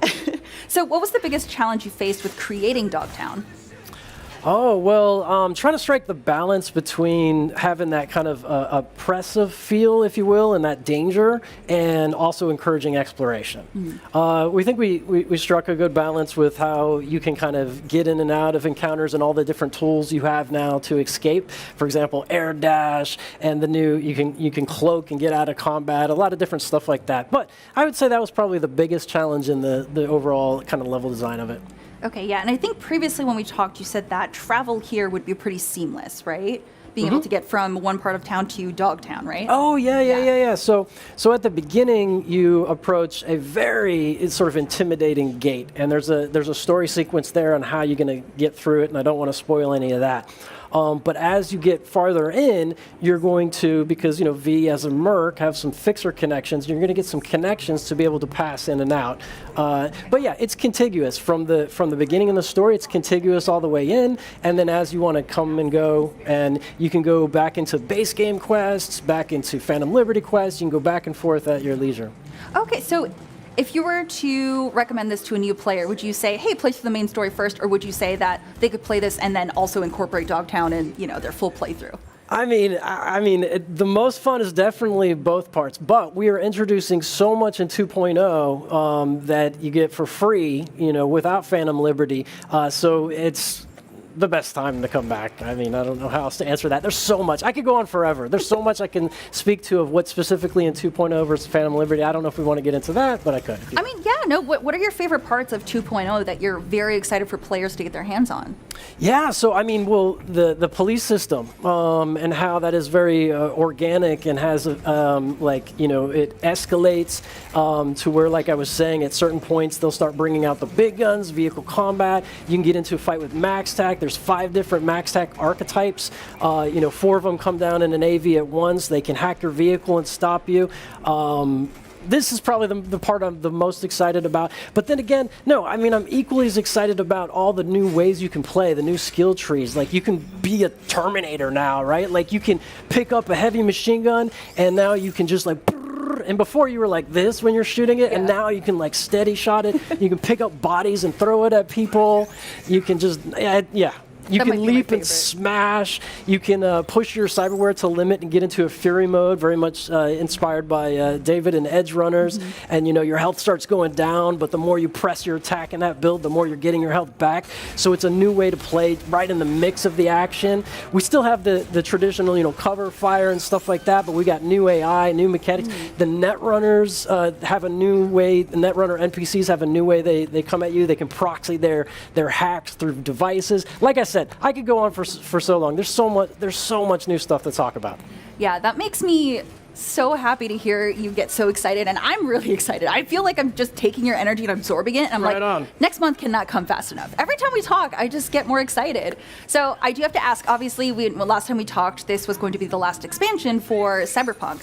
So is this going to be, I know you're going to have more mini updates for balancing and such, but is this pretty much the end of the big expansions for Cyberpunk and basically full steam on the sequel? Yes. This is the last big expansion, and we'll have some smaller updates afterwards. But yeah, and then it's going to be Cyberpunk 2. So excited. I feel like you're giving us so much with this, and now you're giving us a sequel? That's going to be so fun. Yeah. Okay, so what is your favorite weapon that has come out from this next update? Okay, so Well, one thing to note, like I'm terrible at remembering skill names and weapon names because we've changed them a few times through development. Okay. But there's the new sniper rifle because this is like a Phantom Liberty is kind of very inspired by the spy thriller genre, and so there's a new sniper rifle that's a lot of fun. That's I want to leave it for discovery, but it's got some new features to it. That's one of them. That's one of my favorites. Yeah. I'm very excited. I do love just feeling this power of a sniper rifle, right? Usually I like going guns blazing and, just going in head first, but I'll take a sniper rifle. I'll play it slow, just for you. Yeah, it's fun. It's fun. Well, Gabriel, thank you so much. Gabe, thank you so much for joining us today. And I cannot wait to jump back into Cyberpunk 2077 and probably terrorize Dogtown, but that's okay. And you can play it here at the convention. Yes, I'm actually going to go do that after this. Yeah, perfect. Let's do it. Well, Phantom Liberty will drop September 26th on PC, Xbox, and PS5. Stick around for more Gamescom Studio, powered by IGN. One big surprise here at Gamescom was after the Starfield presentation, the Fallout TV show was showing. Yes. I have a terrible memory. What did we see during the short trailer? Well, yeah, it was a surprise. As Todd Howard presented it, and he said, this will never be released to the public, so we're here to tell you what we saw. That's right. The Fallout TV show, which I'm not going to lie, I forgot was on the way. Yeah. Coming from Jonathan Nolan, director, creator of Westworld, not creator of original Westworld, but, the new TV show. And you know what? I think it looked quite good. I do too. All the CG looked good. Yeah. And I like the characters that they're focusing on. They had the vault mode. They had all the right notes. Yeah. Right? It had the right feel. It did say at the end 2024, so we can expect it next year, Prime Video. But there were some cool details for fans, I think. So the first shot of it reminded me quite a bit of Dune. So a bit almost like a more urban Arrakis. It was very, very dusty, sandy conditions with some little buildings popping out. And then the next shot you see is a vertibird coming in, I think, and the Brotherhood of Steel. Several vertibirds. And the Brotherhood of Steel just ominously walking towards camera, looking quite menacing. Yeah. And they looked really good. I don't think it was CG, maybe a little CG. No, they look real. They look real like costumes. Practical. It looked pretty practical, which, Jonathan Nolan isn't Christopher Nolan, but he's his brother who loves practical effects. They must share that sort of sentiment. But and what else did we see? We saw a vault open. I'm not gonna lie, I looked down while I was making notes. I didn't see that one, so you have to tell me what that looked like. We saw a female character blocking the sunlight, and then we saw the iconic door opening sequence, and we assume that she went outside, but I didn't catch the vault number when we were watching it, but it had that, and then after that, there was a character, I think they're called ghouls in the game. Yes, right? So it was a ghoul character, I believe played by Walter Goggins, if anyone knows that actor. I believe he's cast as a ghoul character in this show. He had like a cowboy hat. It reminded me a bit of John Hancock from Fallout 4. I don't know if it was meant to be him, but it was that sort of vibe of character. And what else did we see? There was one more thing I had in my head. Lots of explosions. That was the one, the nukes that caused the Fallout in the first place. Looks like a fairly present day thing. Didn't look very, because obviously Fallout, a lot of the stuff frozen in time from the 50s, 60s sort of era.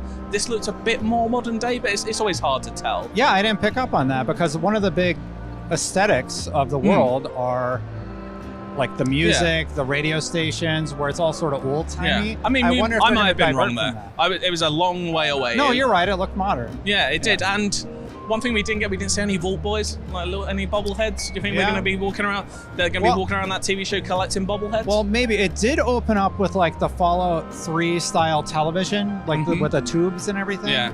I mean, it was barely a minute long, this teaser, and probably only about 8 shots fading up and down, and Amazon Prime television show. Yes, Prime Video, 2024. Yeah. And there's not really much more to say apart from we saw it. Amazon has Invincible. They have I believe they're doing the God of War show as well. They're doing God of War. So, they have a lot of wins coming, so I'm excited about this. Yeah. Jonathan Nolan, you know, it's got all of the checkmark boxes. It looks right. Until we, know the story, see some of the characters and the writing, we obviously won't know. But the feel of it and the music kind of felt right. They had the crackle of the Fallout logo at the end as well. Yeah, I don't know. I'm into it. I'm in also. I can't wait to see more. Simon, thank you so much. Thank you for watching, and for more on all things gaming, keep it right here at IGN.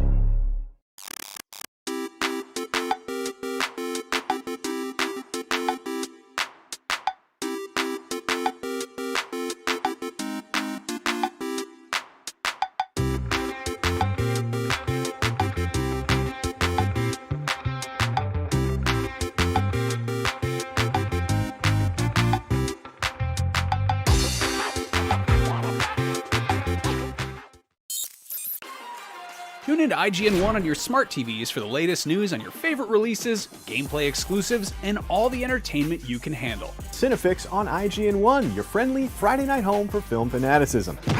You're watching The Weekly Fix, ready to fill you in on anything you may have missed in the world of gaming and entertainment. Welcome to Should I Play This? This is what to watch here on IGN1. Find it all in one place for free on IGN1. They turned into a network. Who knew? Be there. Be strong. Be fierce. Be better. Be different. Be winning. Be epic. Be you at Gamescom 23.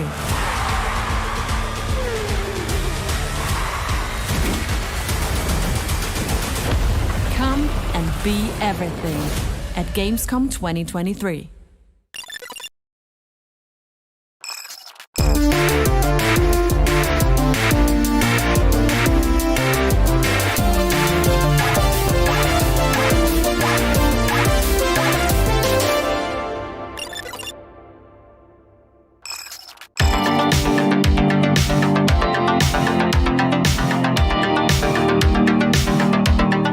Everybody, Max Scoville here with Stella Chung. We are at Gamescom 2023, and we just got a chance to go hands-on with one of this fall's most promising-looking sequels, which is Ghost Runner 2. Stella, what'd you think?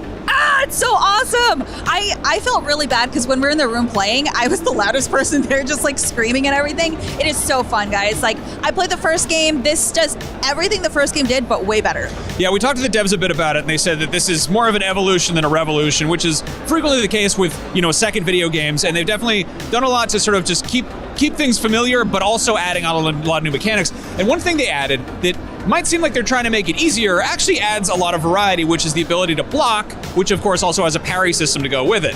And this is by no means a Souls-like game, but this does add like a little pinch of Souls-like type combat to it. What did you like about that? Did that work for you? Oh my god, yeah, I loved it. So it grants you a lot of precision with being able to parry it. You get a perfect parry and you're rewarded with an insta-kill, right? Which is great, especially for those heavier enemies that take a few hits to go down. So it really rewards you for being as precise as you can be. Of course, you can just block, which is great, but you only get a few shots before you're killed, right? And you have to start all the way over at the beginning. So I do love that you're rewarded for being so good with the parry button. Love it. Yeah, it's interesting because I feel like the first one was very much, it had some like Hotline Miami to it. Yeah. Like it was very much about like trial and error. You're trying to find that sort of that perfect flow, and this still has that, but it kind of gives you different options to how you want to approach something. And they've I feel like made the arenas larger to sort of reflect that.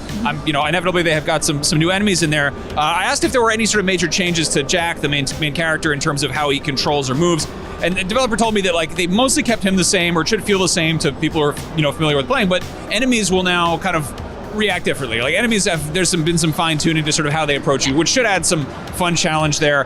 He'll have new abilities, like new skills on top of the ability to block and stuff. And it sounds like you're really going to be able to kind of really customize your loadout to a certain degree and approach situations, shake things up a little bit. The other big thing they added is, of course, the motorbike, which is just dripping with wonderful cyberpunk DNA. It's got some like straight up on the nose Akira references. Like when it's first revealed, Jack just rips the the tarp off it like Kaneda. There's a little Akira slide at the end there. Very good. I also love that the entire sort of dynamic of the whole thing has a bit of Judge Dredd to it. Like you're kind of escaping the big, Mega City 1 tower, and you're gonna be going out in the outskirts. They said there's gonna be like sandbox areas where you're just like jetting around on your bike and you'll be able to hop off it, fight a bunch of guys, do some stuff like that. But the segment of bike stuff we got to mess with, which was really more you because I kind of tapped out early, but it almost felt like a shmup.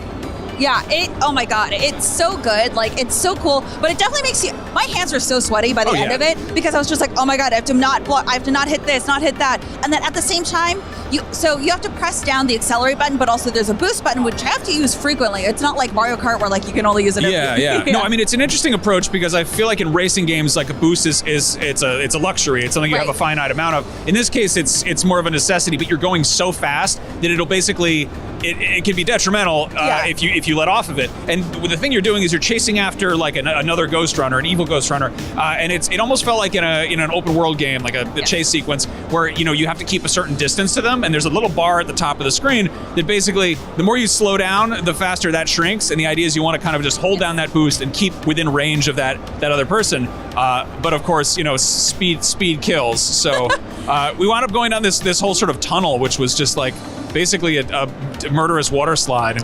I know. You know what?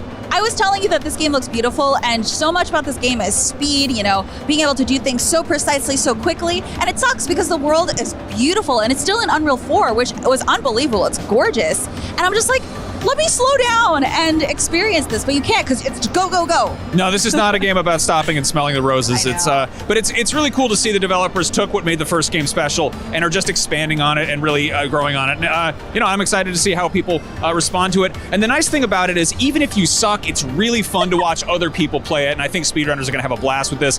That is out October 26th on, I think, old gen, new gen, and PC, something like that. We're dying to see more of it, but of course there are plenty of other games right here at Gamescom. We're going to check some of those out, too.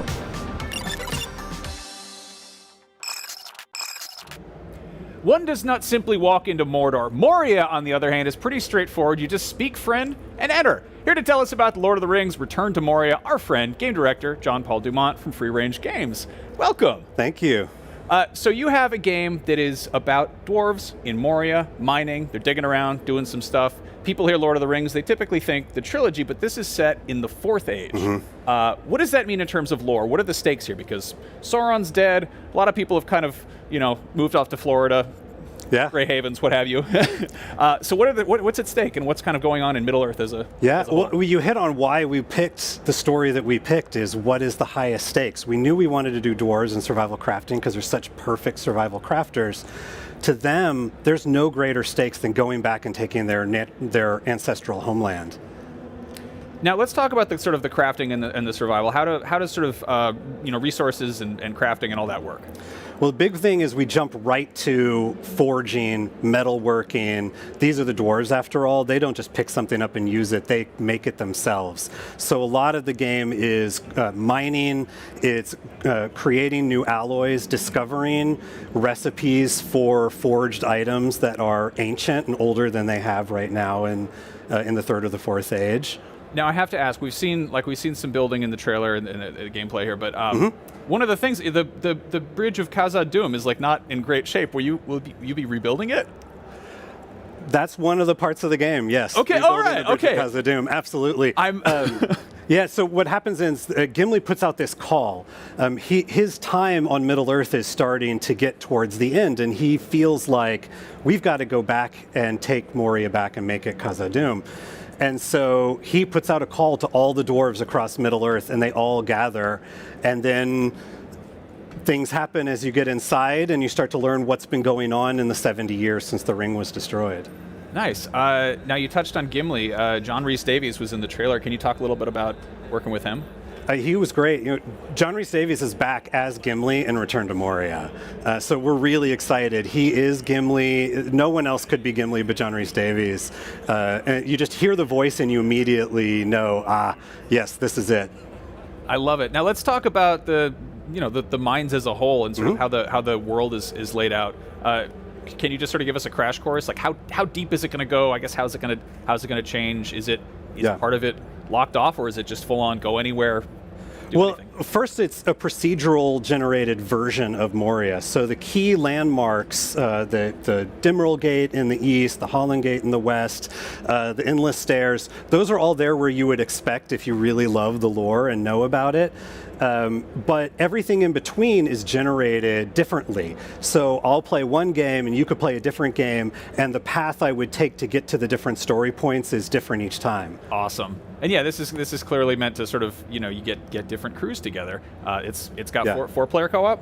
On the Epic Store, we're going to be up to 8 players. Oh, wow. On PlayStation 5, we'll be 4 players at launch. That's awesome. Can you talk a little bit about sort of how the game scales and how it reacts to more dwarves rooting around singing and making noise and all that? Yeah, well, it's going to be a different experience depending on if you're playing solo or if you're playing with up to 8 players. So if you're playing 8 players, resources are going to be a lot more scarce. When the orcs inevitably decide that they've heard you're here and come to take you down, there's going to be not only more of them, but they're going to be harder, and they're going to start bringing trolls with them.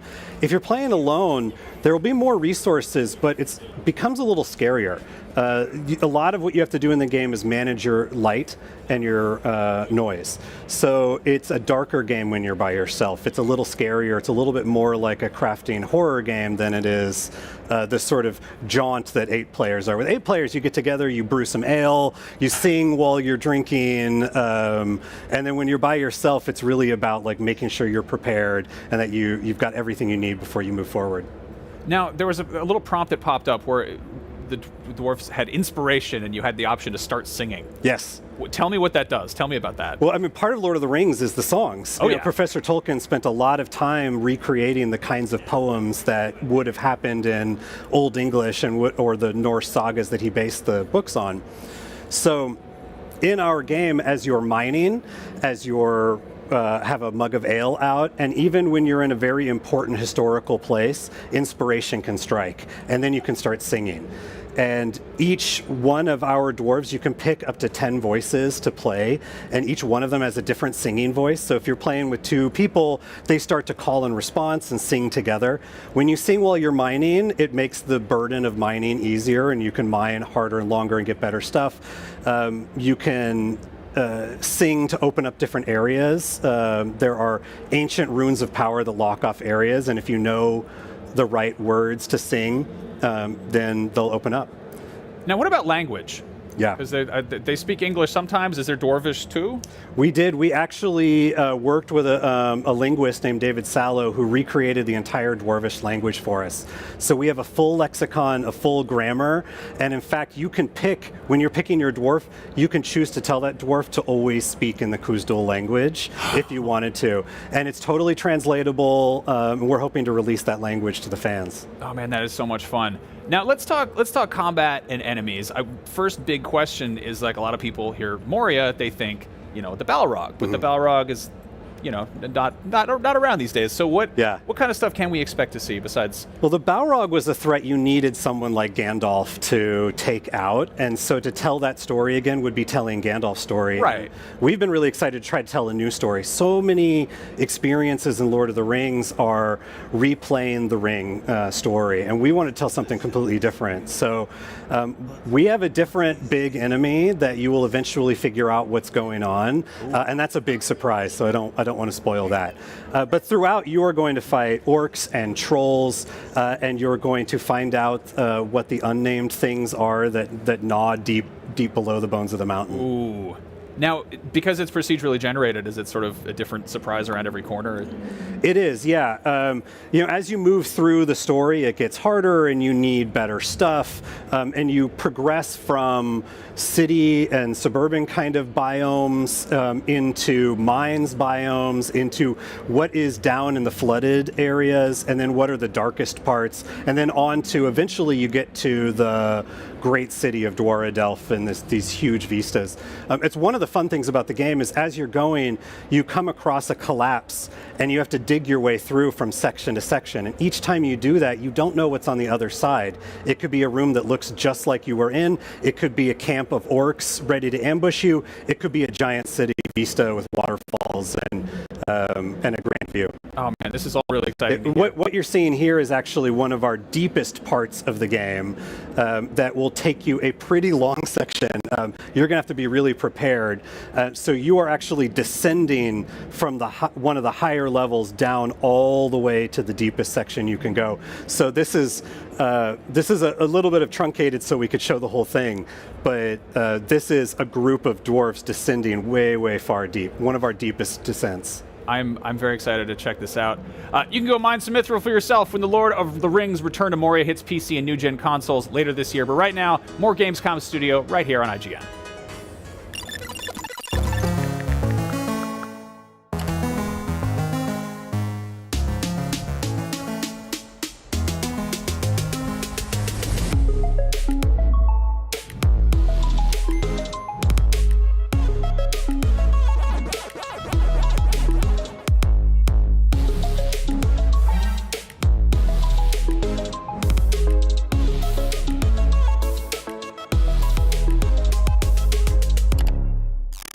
IGN Playlist is the best way to track your game collection. Now you can even import your entire Steam library to Playlist, making it easier than ever to review games, show off your collection to the world, and finally chip away at that massive backlog you keep meaning to get to. IGN Playlist, check it out.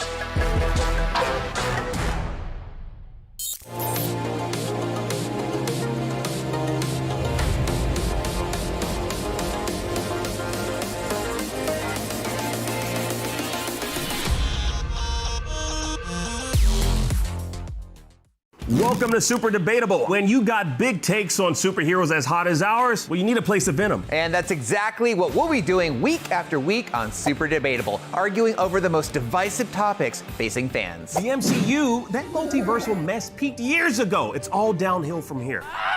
James Gunn and Peter Safran should absolutely nuke the Snyderverse. We could argue about this all day. And we will. Join us on Super Debatable Fridays on IGN. Want the ultimate IGN experience? Check out IGN Plus. Members get exclusive deals and giveaways, ad-free browsing, unlimited tracking on IGN Maps, discounts at the IGN store and with IGN partners, and best of all, free games. Get 30 days of IGN Plus for just $1. Head to plus.ign.com.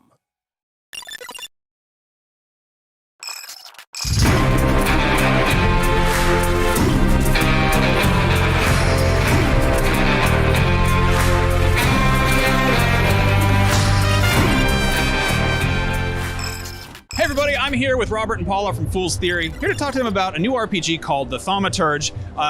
First question, what exactly is a thaumaturge, and what sets thaumaturgy apart from other forms of magic? Well, I would say that thaumaturgy is different from other kinds of magic because of salutors, which are our specific unique demons. And a thaumaturge is like a miracle worker, because a thauma is an ancient word from Greek, which means miracle. Yeah. So a thaumaturge can actually bond with these creatures, the salutors, and then he can use them in combat or during any difficult encounter that you may have, right? So you can use these skills not just in combat, but also conversation. There is a degree of influence that the thaumaturge has over other people. Ooh, interesting. So this game is set in early 20th century Poland. Can you tell me a little bit about sort of the intersection of the fantasy element and the historical context? Right, so the game is set specifically in 1905, which is a time of certain social upheaval in the Russian Empire, because revolutions, social unrest, we have the war on the horizon looming somewhere as tensions grow in the West. So that we found that this setting is sort of an interesting place to set our game, as certain of these factors are motors for elements of the narrative. we are we as Poles know this part of history. Poland are under Russian partition, but we think that this is something new to a lot of people, because this is not such a popular historical topic, so it's worth to show it. Additionally, the city itself is an interesting setting for the game, as Warsaw now is a completely alien city to what it was before World War II, as the city was leveled almost completely in 1944 and then rebuilt from scratch. So we, when reconstructing this for the purpose of the game, had to use a lot of sources from not something we could access physically, as in go and see the area, but we had to use photographs, we had to use postcards, descriptions, paintings, things like that. Okay, that's really cool.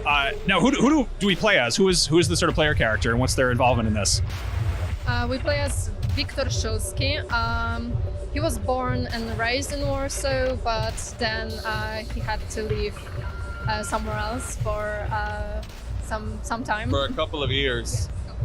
And now he's back in the city to attend to some family matters and to basically learn more about his past, his relatives' past. Now, I want to know sort of, this is framed as like a morally ambiguous RPG, and obviously people hear, RPG, that can mean a lot of things. That can mean you hit the enemies and numbers fly off. It can also mean that your choices really matter and affect the world around you. Can you talk a little bit about sort of how the narrative branches out and how player decisions really affect the outcome without spoiling anything. Okay, so I'm going to base my answer off of the demo. Upon the completion of this, or nearing the completion of the quest, once we have caught one of the wild salutors that are present in the world, we are confronted with the person who was sort of the host for this salutor to speak, this tormented man, and we pretty much choose how Victor will respond to unraveling this man, because that's what happens in the demo. Will we make him confront his grief? Will we, taunt him and mock him for being lesser or weak? Or will we indulge in Victor's own flaw, which is pride? As the tagline goes, right? Everyone has their demons, including the protagonist.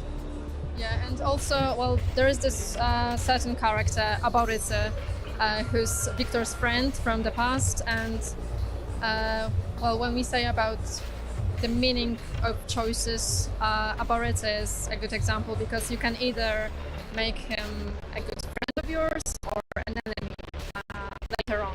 But I think that's all we can say at the moment. Unfortunately, Yeah. I'm sorry. Keep some secrets. It's good. Now let's talk about the combat a little bit, because the Salutors can help you fight.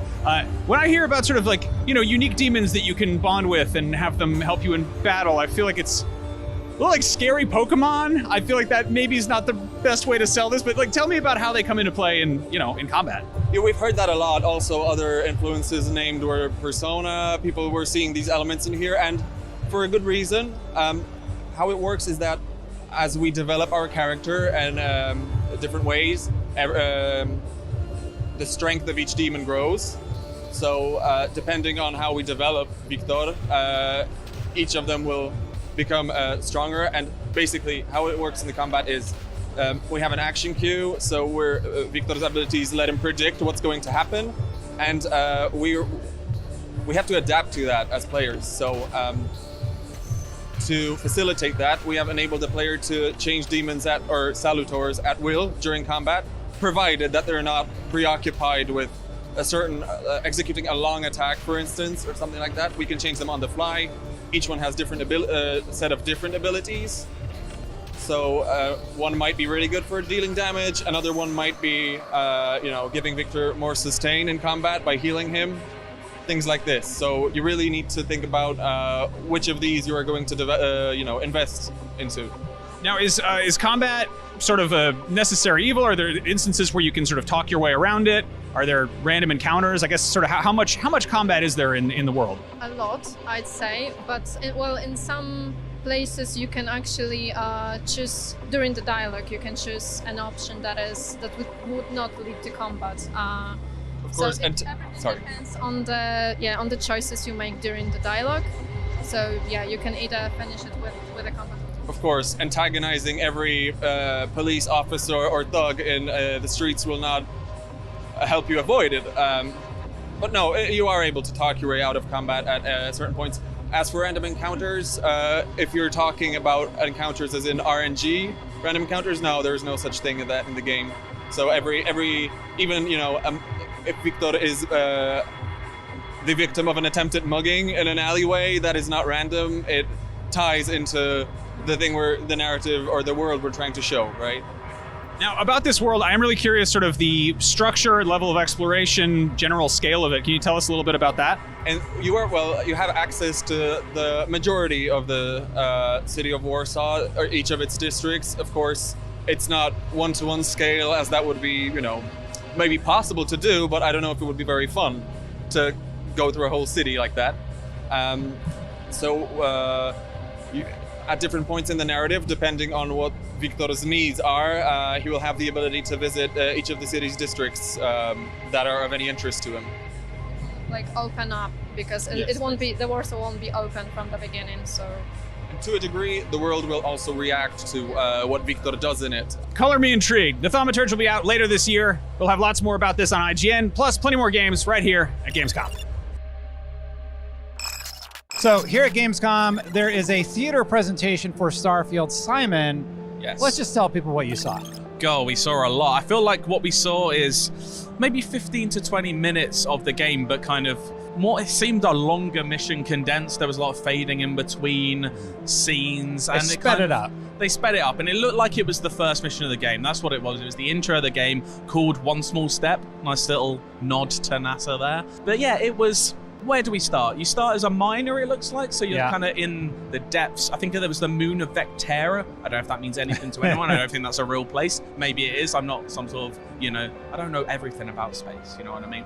But it started out with that classic Bethesda kind of throwing you into the world, close to people's faces. Yeah. You were kind of, felt like it was almost like your first day on the job sort of thing. And it had sort of that, already a couple of characters there that had that Bethesda mix of like authority and charm. There was a little bit of humor there already. They're just so good at that writing, I think, of like bringing a bit of humor, but also like emerging you into a world so quickly, just like throwing slang, like calling you a Dusty. I don't know what a Dusty is. I thought they were just talking to me the whole time. Yeah. Like, so, and I'm like, well, that was my nickname growing up. My grandfather used to call me that. That works. It probably was exactly that. This is a game where you roleplay as Destin Legaria in space. Exactly. So if that's your sort of thing, maybe Starfield is to you. But I was immersing myself. Exactly. That was merely like the first 30 seconds of this. So you're kind of working your way through this mine. You've got this sort of like laser cutter thing. So you're kind of doing, kind of reminds you a little bit of No Man's Sky at the start. They're kind of just like, pushing a laser into some rocks to get some ore. I believe it was beryllium. I'm keeping all these things in mind.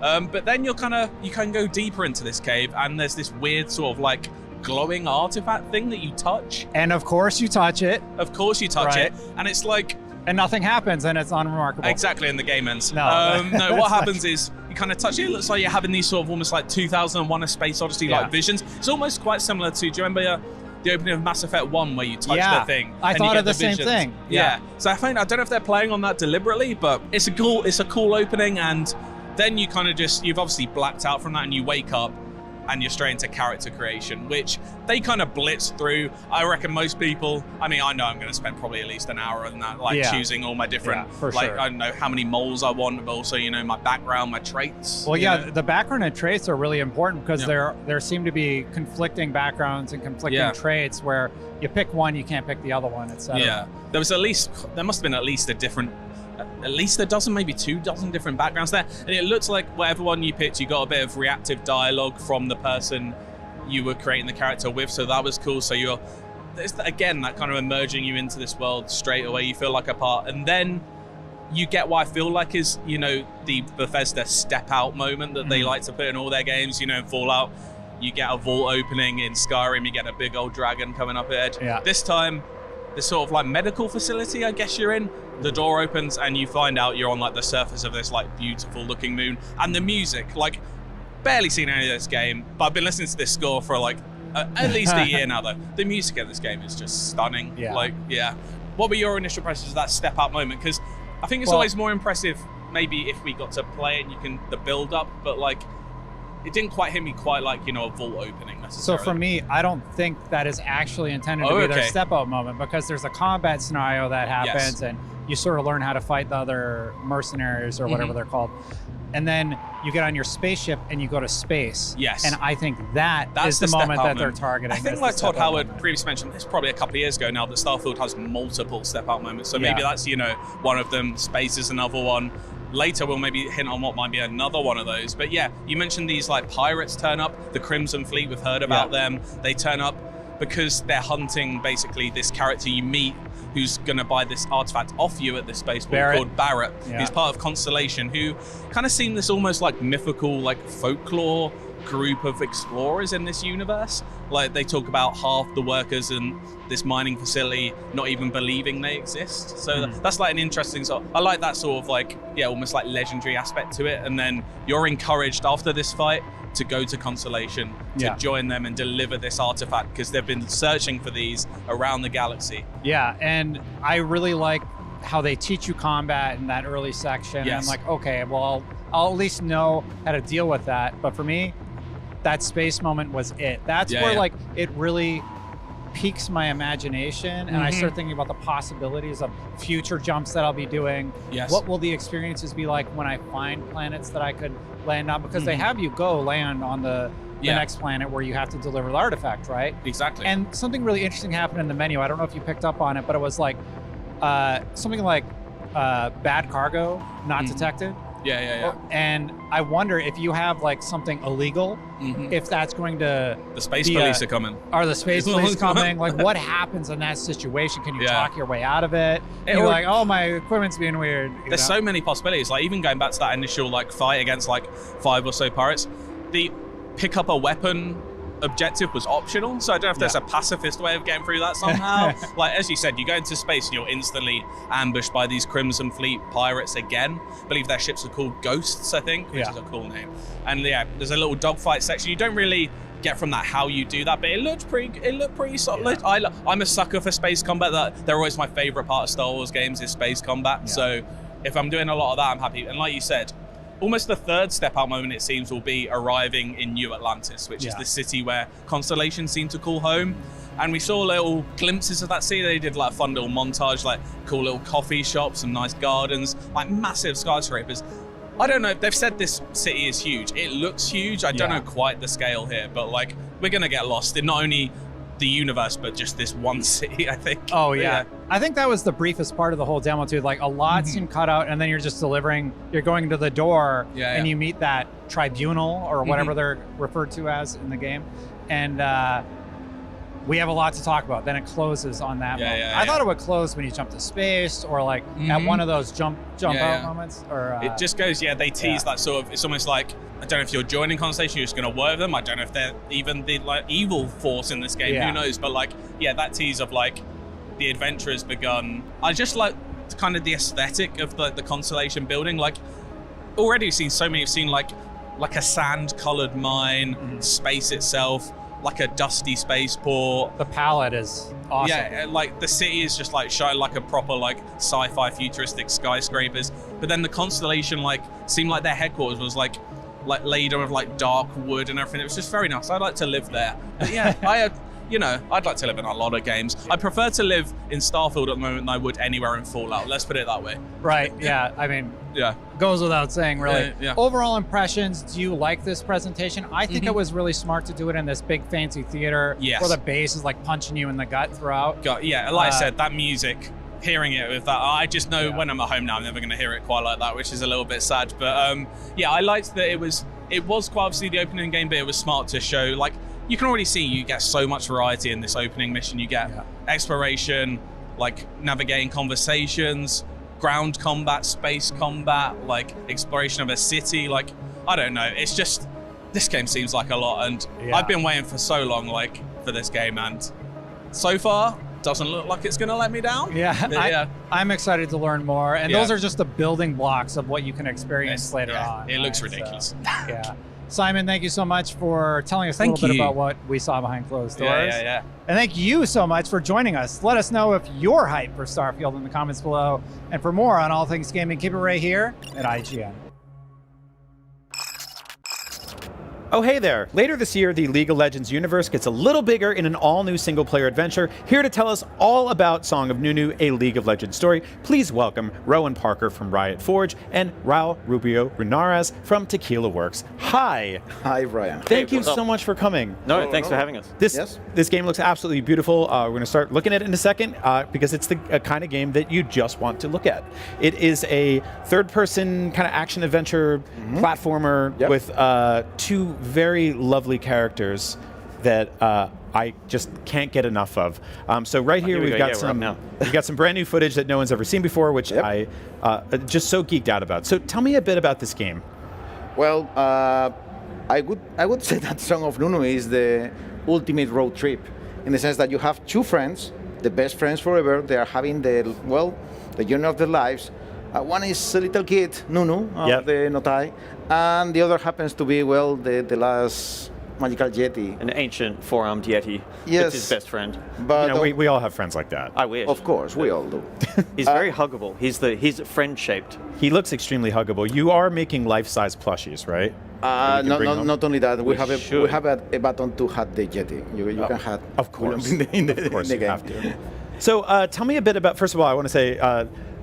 Beautiful, beautiful game. I wanted to know a little bit about the kind of classic 3D platformer inspirations here? Because personally, I can't see a character sliding down an ice slide without thinking Mario 64. It's the first, like I just think about buying an N64 on day one, getting to the snow level and sliding down. So is there any like kind of ancient 3D platformer DNA in this game? Well, I would say that, again, if you pay attention to the games that we have made as Tequila Works, they tend to be narrative-driven, single-player action adventures. Yeah. But all of them are kinda emotional and deep, right? In this game, everything is up to, well, Nunu himself. I mean, it's not just he's a cute little boy. He's a very pure heart. He's innocent, right? So we wanted to transmit that with the game. This game is a very chill experience, actually.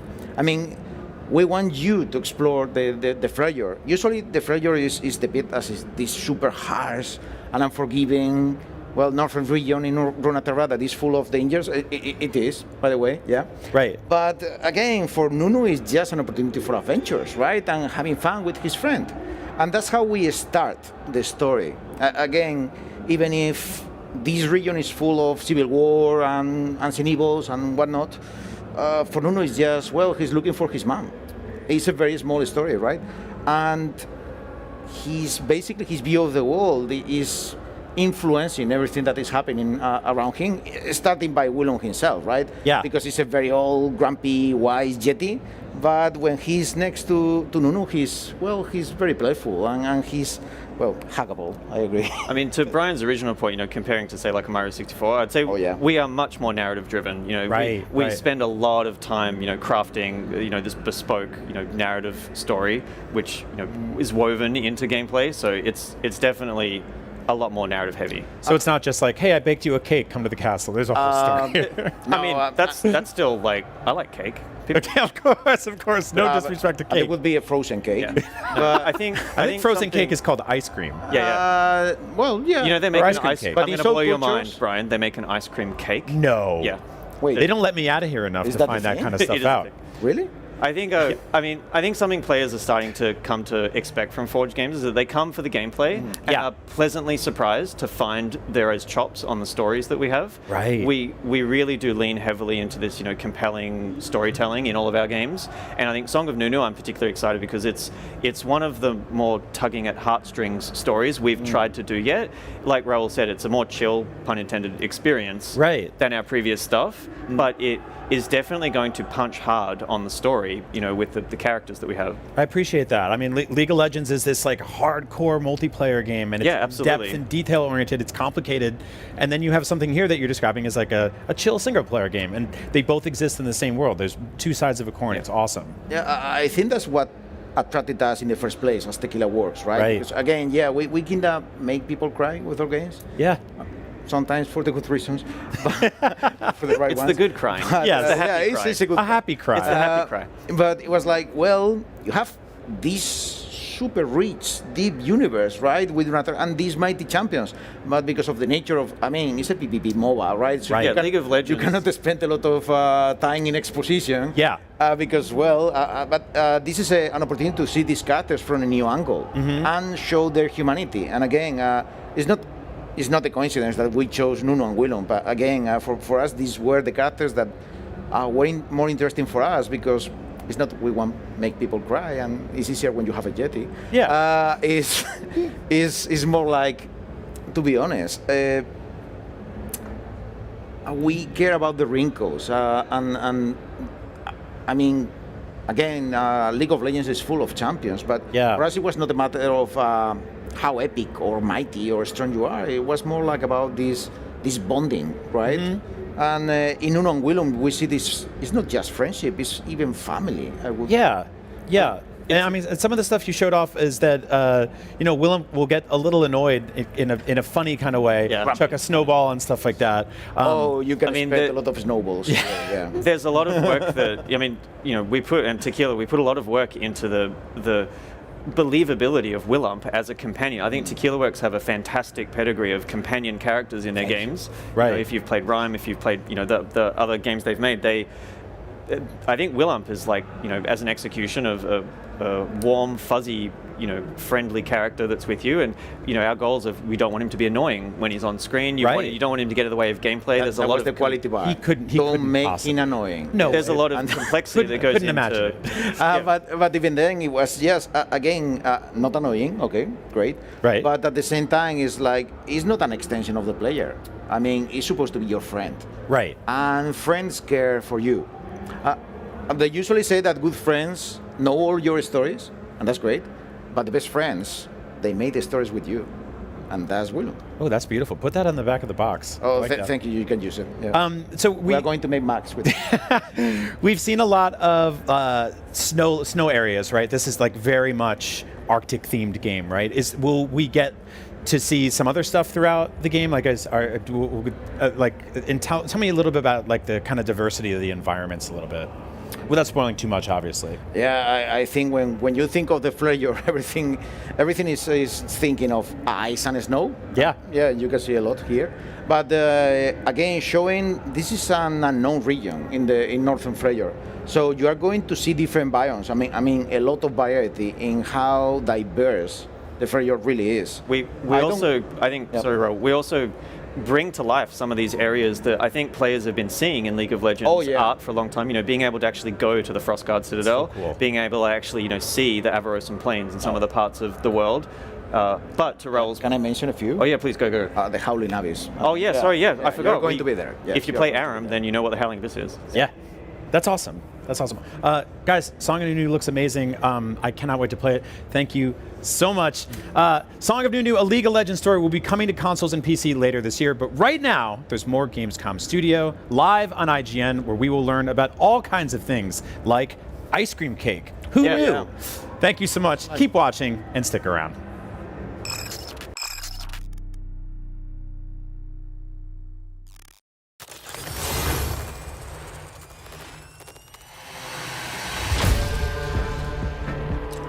As a rogue trader, your endowed authority allows you to recruit crew members from almost any echelon of the Imperium. Let's take a look at your options. Abelar Versarion, the seneschal of your dynasty. A wise advisor. He has endured many battlefield encounters and is capable of returning blows on the enemies of House von Valancius tenfold. Idira Talas, unsanctioned psyker. She is a powerful, albeit unpredictable diviner, whose psychic powers can greatly amplify your party's offensive and defensive capabilities. Pascal Haneman, Magos Explorator. Utility is his name. Buffs and debuffs galore, but he is not helpless on his own either, and powerful weaponry is very much his game. Cassia Orselio, Navigator. With her mutant navigator powers, she can provide crucial aid to your party and unleash the power of her third eye to bring forth utter destruction. Heinrichs van Kalox, Ordo Xenos Interrogator. A sanctioned psyker and combat veteran, he prefers to confront his enemies head-on, shielding and empowering himself with the help of his abilities.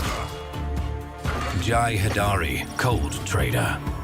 Her experience and leadership is unmatched. Under her direction, even the weakest member of your party will become a serious threat. Sister Argenta of the Adepta Sororitas. A ranged damage dealer with unparalleled mobility. Add acts of faith, and she can turn a fight around even in the most desperate circumstances. Ulfur, Space Marine Battle Brother. Though he excels in all forms of warfare, his Pharisian nature beckons him into close combat, where he can stare into the eyes of his dying prey. And Iliad Lanavis, an Aldari Ranger. Her ranged combat abilities are second to none. Wielding her superior long rifle, she can eliminate foes from extreme distances. There will be a very diverse roster of companions available, offering countless possibilities in both gameplay and the narrative. Start thinking now about the kind of crew you will assemble. Will you be a staunch follower of the Imperial Creed, or risk more dangerous associations?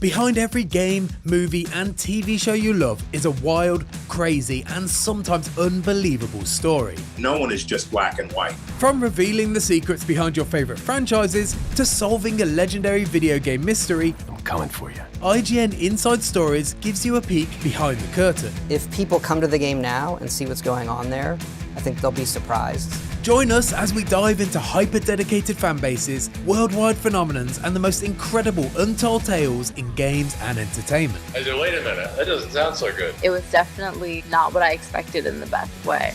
Inside Stories, available now only on IGN. And I was like, holy shit, we're gonna do this.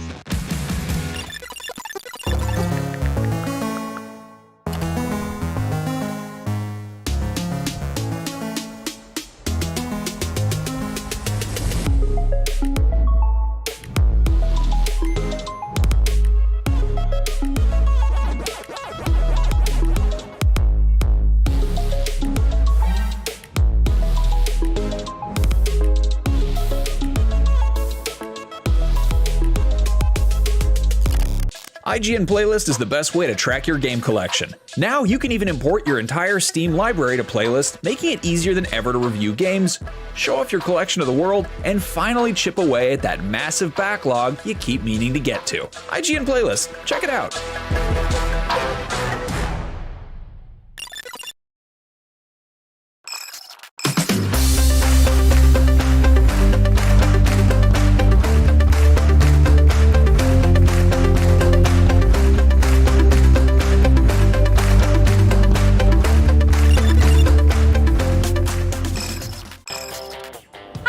Watching Gamescom Studio powered by IGN, and if you're just now joining us, you're in for a time with a chat with Xbox's head honcho, Phil Spencer, which is coming up next.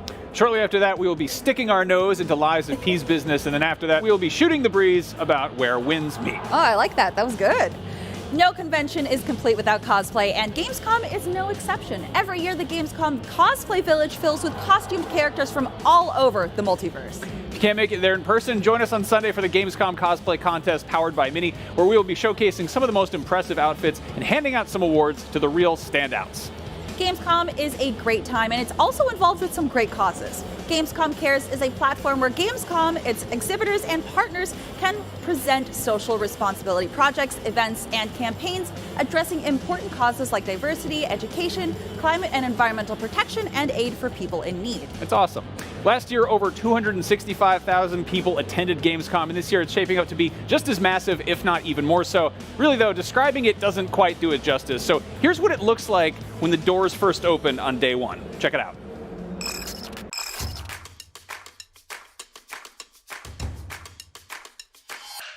Last year I came to Gamescom and I learned a new German word, Nierenstein. That's the German word for pain. Actually, more accurately, that's the German word for kidney stone. I spent all of last Gamescom in the hospital. This year it's gonna be different. I am gonna see everything. I mean, everything there is to see at Gamescom. As you can see, everyone is really excited. I am one of them. There's a giant robot right behind you right now. Let's get out on the floor, let's go. E3, Comic-Con, if you think those are the biggest gatherings in entertainment and gaming, think again, because you're wrong. In 2019, Gamescom hosted almost 400,000 gaming fanatics. That's 400,000. That's more than twice the attendance of Comic-Con and 400,000 more than E3 2023. This year is looking to be one of the biggest showings yet. What are you excited to see when you're here? I'm excited to see the Jinx cosplayers. Nice. So is League of Legends your favorite game? I wouldn't say that's my favorite game. That's my mental illness. So what are you excited to see when you're here? I'm excited for Tekken 8 because Tekken was like a childhood game for me. This place is massive. It's unbelievably huge. It's as large as 50 American football fields. For you Europeans, that's 32 soccer pitches. Oops, I mean football pitches. But yeah, I am actually completely lost. Entschuldigung. This year, over 1,200 exhibitors are planted across 8 massive halls. Seriously, these are gigantic. Each one has its own theme featuring endless rows of elaborate booths showcasing the latest video games, tournaments, cosplay, and of course, merch.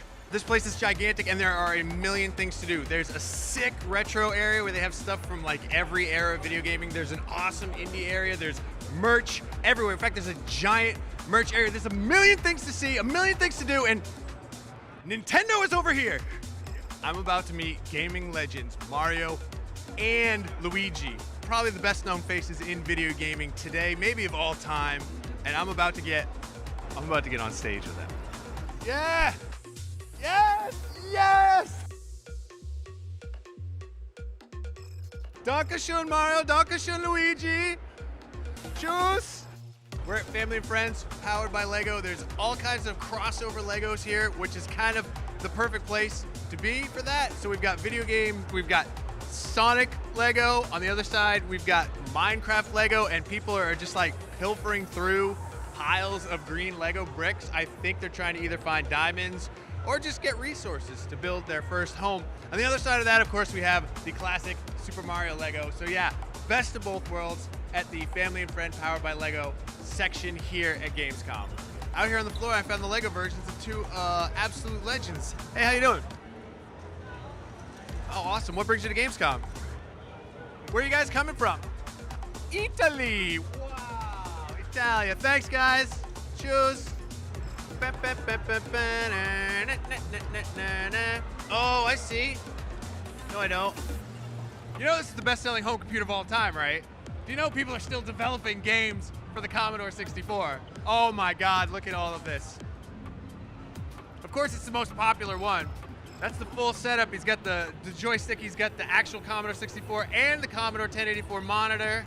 I have a Commodore VIC-20 at my house, which is the predecessor to the Commodore 64. Unfortunately, the VIC chip, which is the hardest one to get, is bad. So I don't actually have a Commodore VIC-20. I have a Commodore piece of plastic and metal.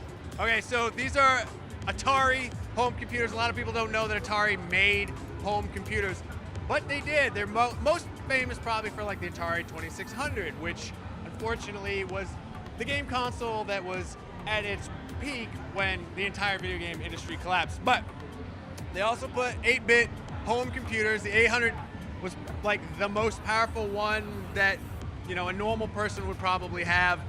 You have an 800 XL. You have a 600 XL, which I didn't even know about. So I'm learning something here already, and I like that a lot. Yeah, like just look at these chunky, clicky keys. Like you think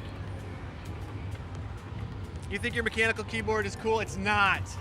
Donkey Kong running on an Atari 130 XE on a green phosphor screen.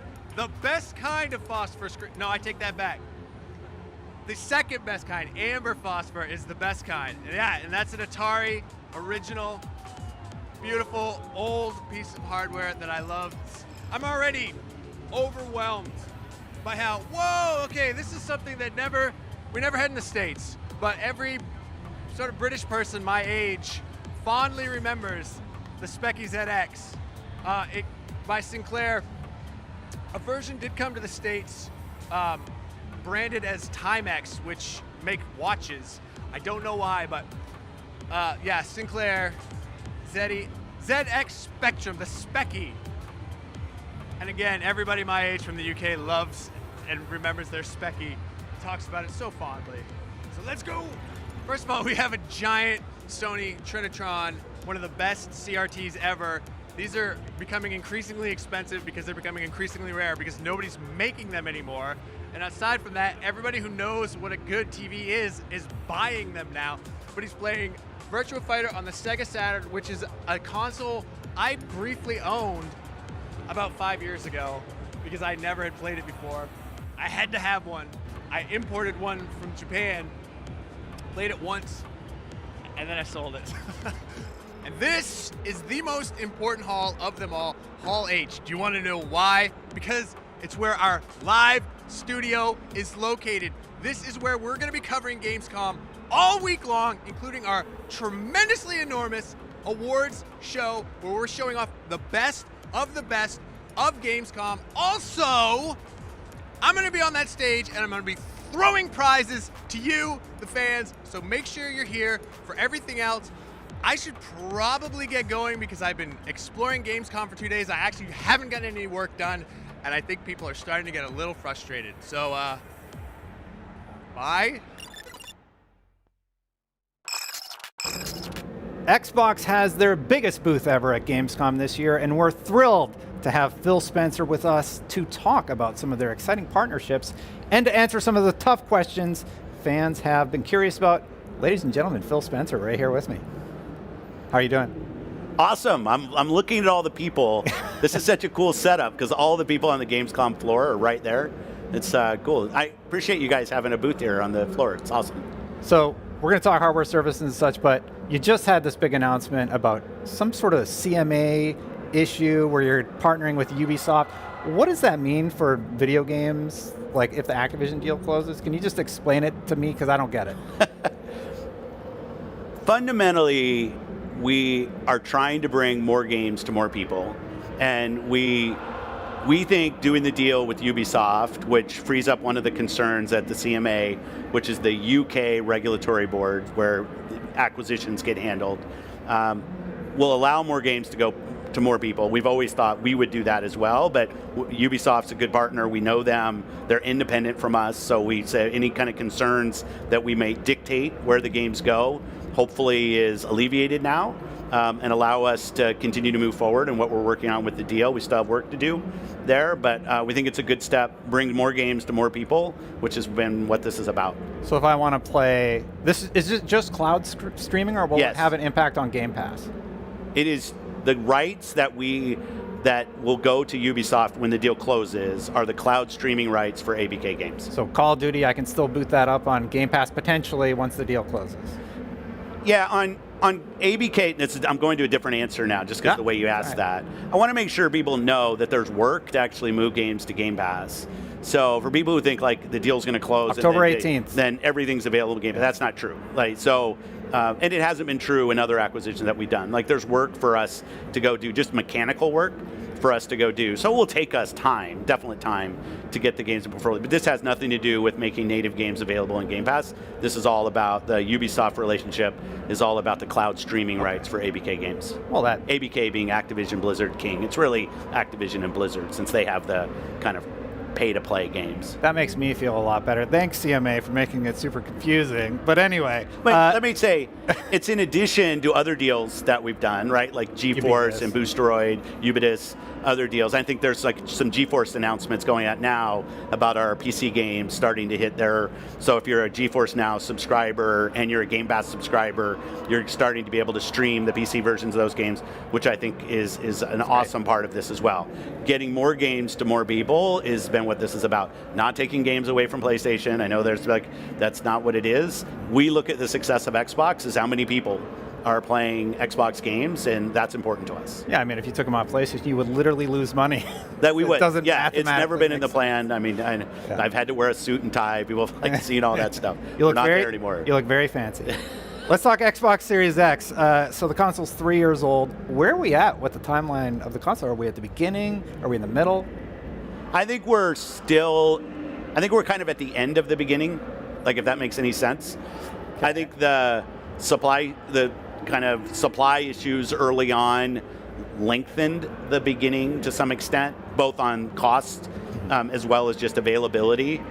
I think from a game dev standpoint, not just us, but third parties, you're really just now starting to see the swell of games that got slowed up through COVID production now starting to launch. I think we have like 85 games launching like in the industry between now and like tomorrow, right? It seems like there's so many games coming right now that we're starting to get through the beginning of this generation and hopefully into a place where as an owner of a console, you've got games that are taking full advantage of the hardware and are great games for people to go play. And I look at the lineup over the rest of this year from third parties alone, and it's fantastic. What's next for gaming hardware? Like, are better graphics still enough to differentiate? I think better graphics, more realistic feel will always be important. I also love that different form factors are coming out. I thought what Valve did with the Steam Deck was awesome. I'm traveling with my ROG Ally when I'm here, having a great time playing games. I feel like it's a remote Xbox for me, right? I log in, my community's there, my games are there. All devs should support cross saves, so that's to you, Remnant 2 team. I'm playing a ton of Remnant 2, but I can't move to PC. But I just love the fact that I'm able to take my save games where I go and play. So I love that hardware is becoming more diverse, both in price point and in form factor and usability, so that more people are playing. Do you have any news about some sort of mid-generation refresh for Xbox? No. We're doing right now the increased storage on the Series S. The black one, yeah. That's what we actually call it, is the black. Looks awesome. Yeah, it does. It looks great. But no, like I said, we're kind of at the end of the beginning in my mind. So I think we need to let devs settle on this hardware and get the most out of it. But in terms of increased frame rate, increased resolution, I just look at what goes on PC with high-end GPUs, high-end CPUs. And it's not always just about pixel count or frame resolution. I think there's lighting techniques. There's a bunch of things that go into what makes a game look and feel great. And we have a ton of headroom as an industry there. The Baldur's Gate 3 team brought up some issues with Xbox Series S and split screen getting it to work properly. I know the Forts team announced that it won't launch with split screen, I believe. Local split screen, split screen, yeah. Local split screen. So or even online split screen, yeah. Is there some future where you allow developers just to launch on the Series X versus S? Because there's the parity clause right now, and I'm curious, will that ever be loosened up a bit? I want to decouple these issues a little bit. Yeah. The decision to do split screen or not is a creative decision, a dev decision. So if we think about like Forza, it has nothing to do with any kind of hardware thing on S and X, just where they wanted to focus their time. We obviously see the data in terms of how many people play local co-op for games. I love local co-op. Shout out to Vampire Survivors that just launched it, fantastic. But there's also just let's go where the play is in terms of where we're going to focus our dev resources.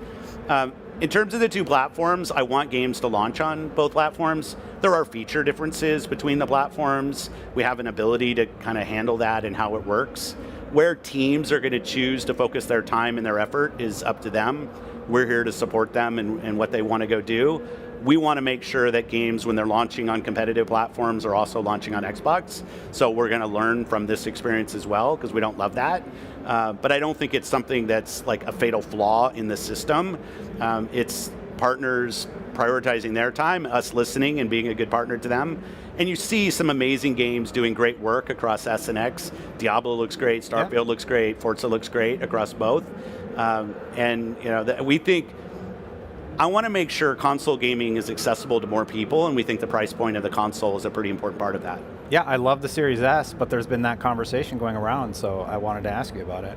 Yeah, no, I think it's a fair question. I will say that I think some of the discussion in the community has maybe not come from us or the devs. It's been more the community building, well, this happened, and then that happened, and then so it must be about this. And I think we can do more to add clarity to actually where we are, and I look forward to doing that.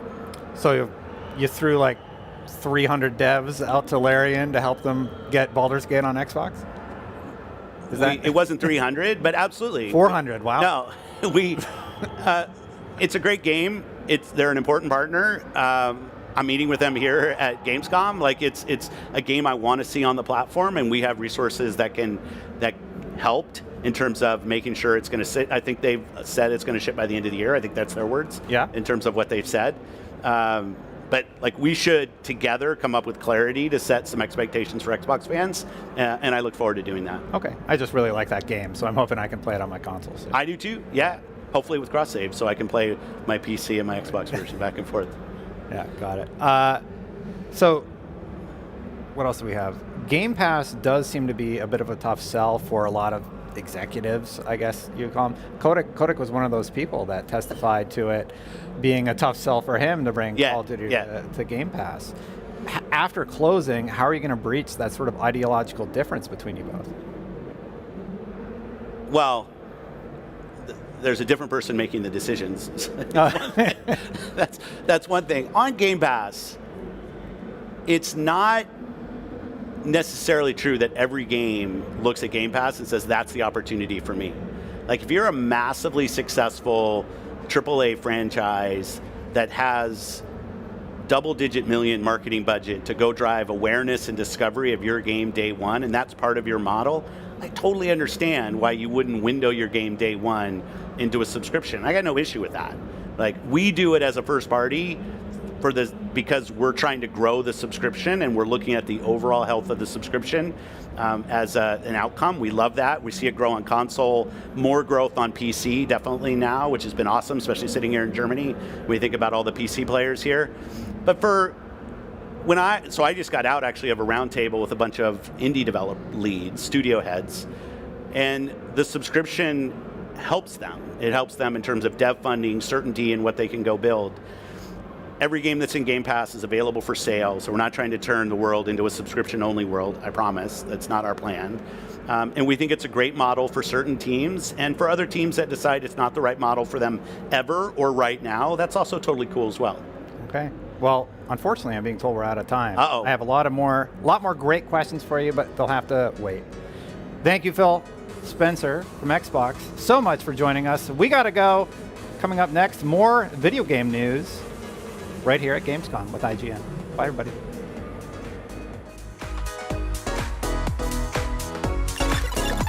Hey, you. Yes, you. Do you have FOMC? Fear of missing Gamescom? Relax. Gamescom is everywhere you want.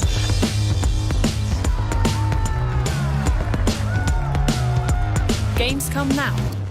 Register now.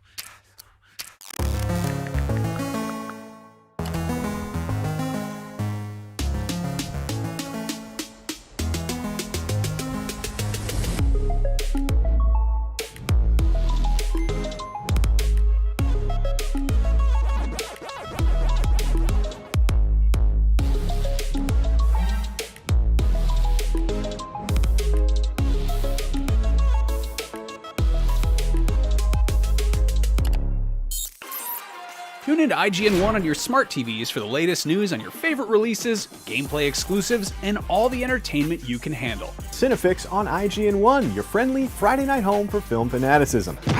You're watching The Weekly Fix, ready to fill you in on anything you may have missed in the world of gaming and entertainment. Welcome to Should I Play This? This is what to watch here on IGN 1. Find it all in one place for free on IGN 1. They turned into a network. Who knew? The Cinefix Top 100. A list so secretive even we don't know what movies are on it or where they rank. What do you mean you don't know? Each episode will reveal one of the movies. Did I rush you? Felt like I rushed. That was good. I liked it. Talk about why it belongs and finally find out where it ranks. Are you not entertained? Are any of the movies we've shown here even on the list? I have no idea, and it drives me crazy. Join us as we find out on the Cinefix Top 100, Mondays starting July 3rd. Why so serious?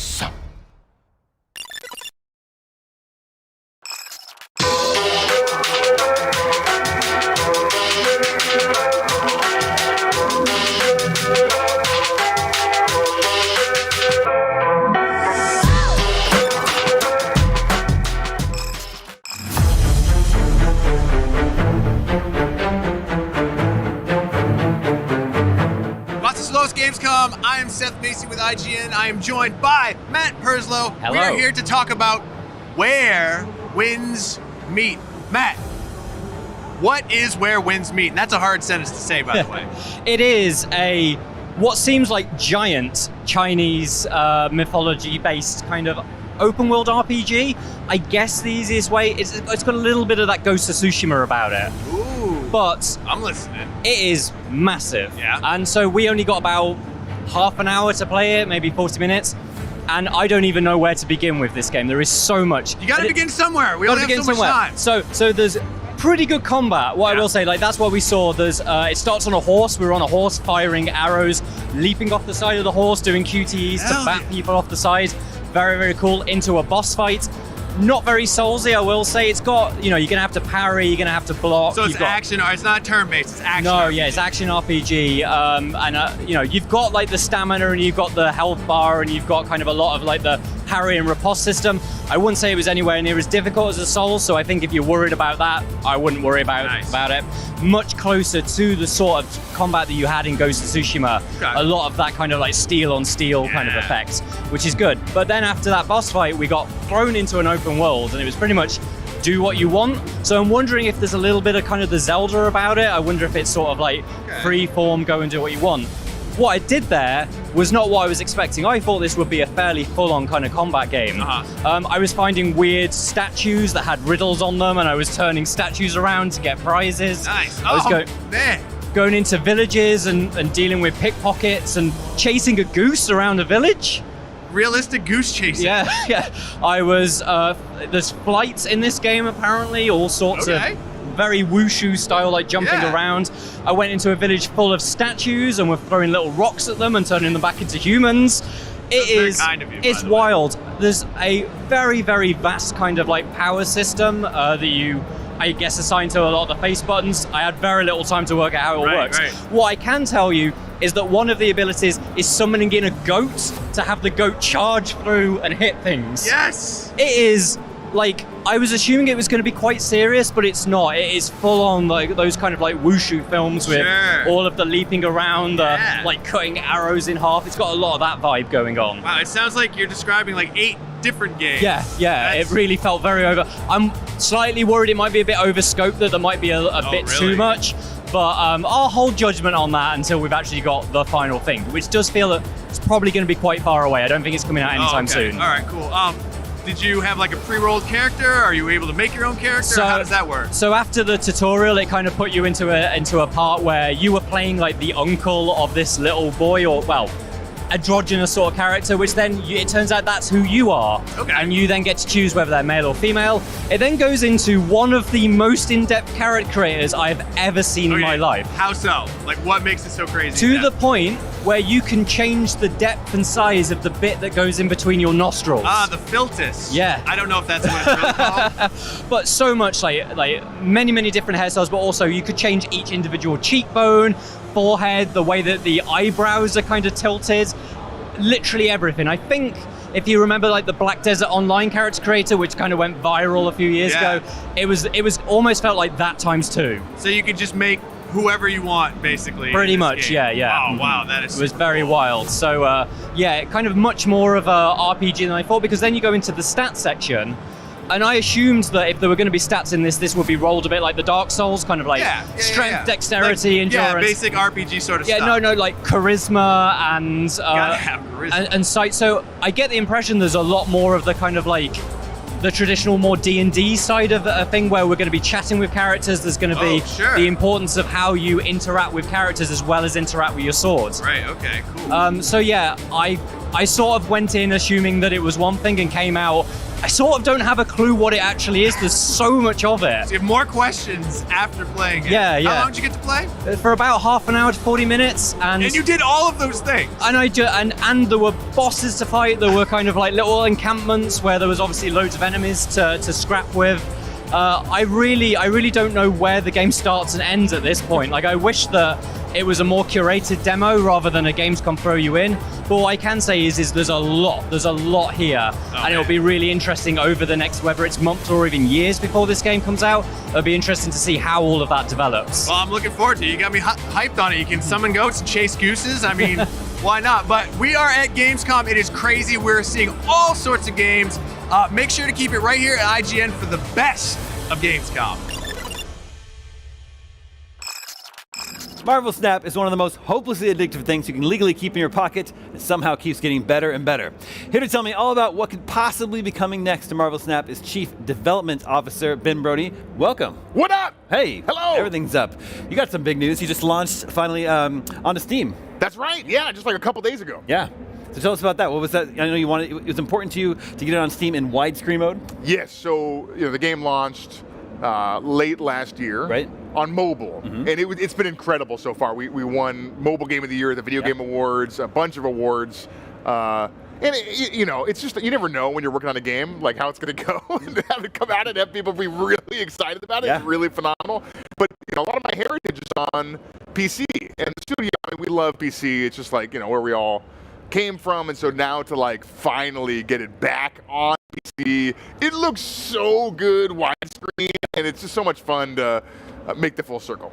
Are there any extra flourishes in the PC version? I mean, we just like rebuilt the whole thing from the ground up to take advantage of the widescreen display. The collection manager has a whole new UI. It feels fantastic, and yeah, you could see now. It's like somebody widened the frame, and you could see all of the art you couldn't see before. So you see so much more of the board. It's beautiful. It looks fantastic.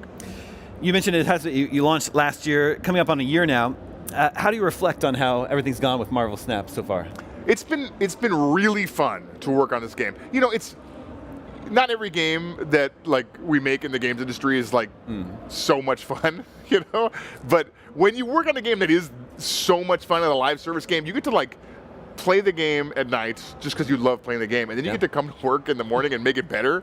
And it's like this unbelievably satisfying loop of playing the game, finding something you're like, oh, I can make that better, and then going back to work the next day and just making it better, than hearing from players just how much better the game is as we've gone through it. So, over the last bunch of months, we've been experimenting, we've been trying new things, we've been launching new features and new cards and learning, and we're just getting better and better as a team, and we keep making the game better. So you regularly play Marvel Snap? Of course. I mean, I don't think every developer plays their own game, do they? After it's out? I don't know. I mean, come on, it's so good. It is so good. I play every day. So do you get ideas while you play the game? This would be fun to add. Yeah, certainly. I mean, a lot of the time I'm just zoning out and having a good time. But every once in a while, I mean, a lot of it comes from frustration. I'm like, this card is BS. We got to do something about this one. Yeah. But also certain things that I'm like, oh, I really would like to try to make this deck happen. It's not really coming together. We could make another card to really make this deck sing, and then we kind of think about it. Yeah. So you've got the mobile and the PC version now. Yeah. Will both of are they on the same track? Will they be getting updates and support at the same time? Oh yeah. It's the same. It's the same game. You can play. It's cross-play. It's just all. You just get to choose how you want to experience Marvel Snap. Interesting.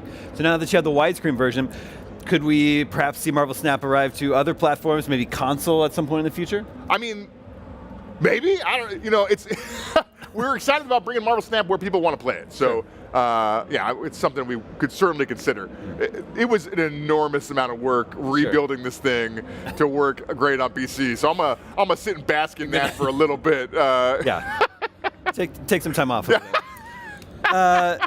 Any new modes that you're working on behind the scenes? I know you don't need to reveal them right now, but are there actively? Certainly, yeah. I mean, we have a lot of stuff we're working on, actually, and we post our development roadmap just for everyone to come look at and, roast us about or give us feedback about it, maybe is what I would say. Constructive criticism. Yes, certainly. Yeah. It's actually really valuable for us, right? It's, once you ship a game, you're not the developers really anymore. It's a collaboration between the people working on the game every day for their job and the community who's playing it and has really important feedback on how we can continue to make the game better. So we post our roadmaps, and we've been churning through a bunch of our promised features and quality of life upgrades and stuff, and we just posted a bunch of other stuff on there. So if you're curious about what's coming soon to Marvel Snap, that's a whole list you can just go look at online. Got it. Do you have a favorite deck at the moment? Yes. Well, we just nerfed one of my favorite decks, so I'm in mourning a little bit. But the new deck I'm playing right now is a Silver Surfer deck. Silver Surfer gives all of your 3-cost cards a big bonus, so I'm playing a lot of 3-cost cards. Brood is a 3-cost card that summons more copies of itself. Right. It's like an alien brood, and so it gets a lot of extra bonus for comboing with Silver Surfer. It's so fun. Is the plan to is going to focus on supporting Marvel Snap for the future, or are there other games that you have in the pipeline? It's right now we're full speed ahead on Marvel Snap. We're at the beginning of the Marvel Snap journey right now. These kinds of games, they last for decades. Sure. Or maybe longer. I don't know. There's so much fun for such a long time that supporting it is both an incredible joy and passion for us, but also yeah, I mean, it's just we're gonna go for a really long time. There are so many Marvel characters. I know. There's like 8,000 Marvel. Yes. And they keep adding more because it's the living thing. And so we're gonna. I mean, that must be nice to make a game that someone else is just creating content for you. Yeah, they're just like, hey, we made this like enormously amazing movie that everybody loves, and we're like, taking notes like, we're gonna add that. It's really fun. Awesome. Well, congrats on all the success. I play Marvel Snap every day, so love the game. Thanks. Me too. Yeah. All right. Thank you so much. Marvel Snap is available right now. You have no excuse not to jump in and start playing immediately. We've got tons more ahead here on Gamescom Studios, so don't go anywhere.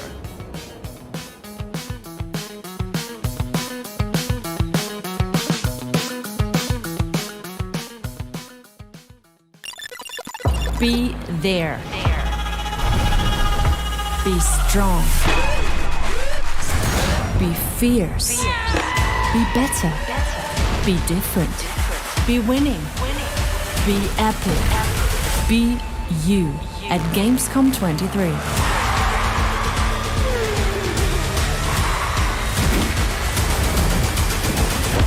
Come and be everything at Gamescom 2023. The Cinefix Top 100. A list so secretive even we don't know what movies are on it or where they rank. What do you mean you don't know? Each episode will reveal one of the movies. Did I rush it? Felt like I rushed. That was good. I liked it. Talk about why it belongs and finally find out where it ranks. Are you not entertained? Are any of the movies we've shown here even on the list? I have no idea, and it drives me crazy. Join us as we find out on the Cinefix Top 100, Mondays starting July 3rd. Why so serious?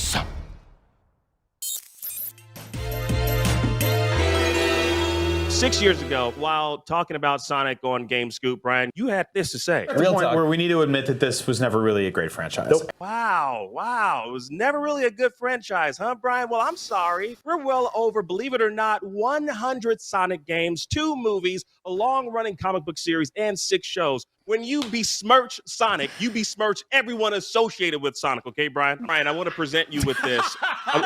I will hold that L. I was wrong. I have since come around on that character. I have watched the movies with my kid and enjoyed them immensely. Sonic Frontiers is fun. I liked Sonic Colors. I liked Sonic Generations. I liked Sonic Mania. Something we can all agree on is that Sonic has been good. It's Crash Bandicoot that's never been good. Oh, okay. Here we go. If you enjoyed that, check out full episodes of Beyond, IGN's PlayStation show, as we talk, argue, and goof on everything PlayStation. New episodes drop every Tuesday on IGN.com and IGN Games on YouTube.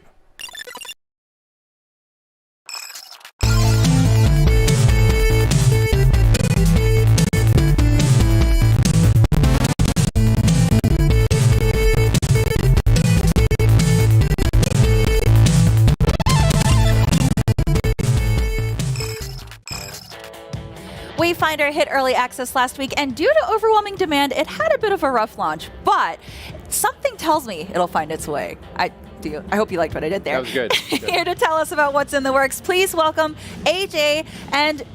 You gotta try it. Come on, you have to try it. It's really? Gamescom. Do it. Okay. It's phonetic. La Saracena? There you go. Really? Yeah, that's it. It's phonetic. Yes. People get so scared about it, but it's just... I'm so glad. Okay, yes. First name down. All right. And you are from Airship Syndicate. Welcome. Yeah, well, thank you very much.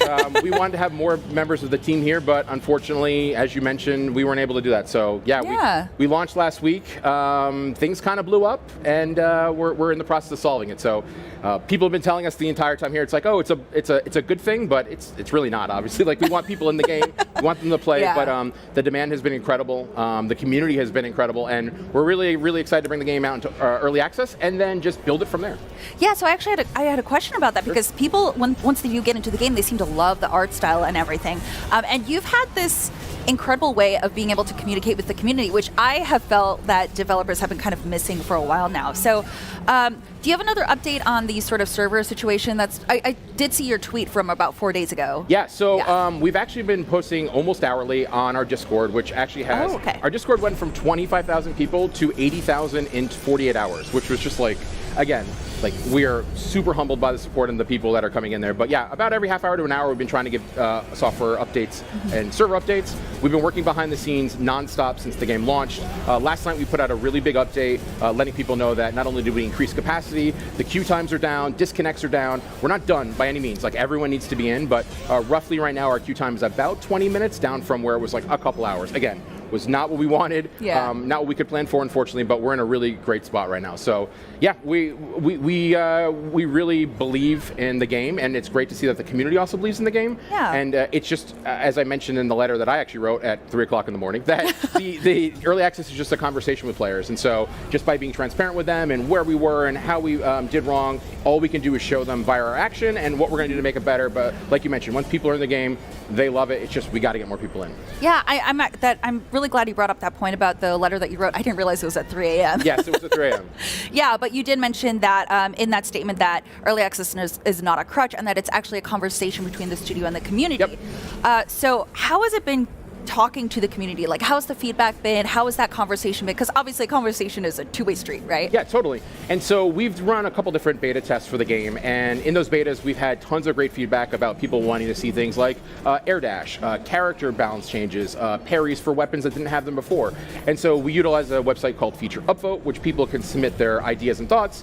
Other people upvote or downvote them, and then after every beta we assessed where we were. So it's been amazing to see the game grow since we started that, and I think it might take a little bit of time for new people that come into the game to understand that's kind of how we're approaching early access, but we've said all along that we could launch the game with 1,000 zones and 25 different wayfinders and 95 weapons, but if the game is not fun, if it's not rewarding, if the loops aren't there, there's no point. So we really want to focus on building the foundation for Wayfinder now in early access with the community, telling us what they want, what we're doing right, what we're not doing right, and then we can go larger once the game is eventually free to play in 2024.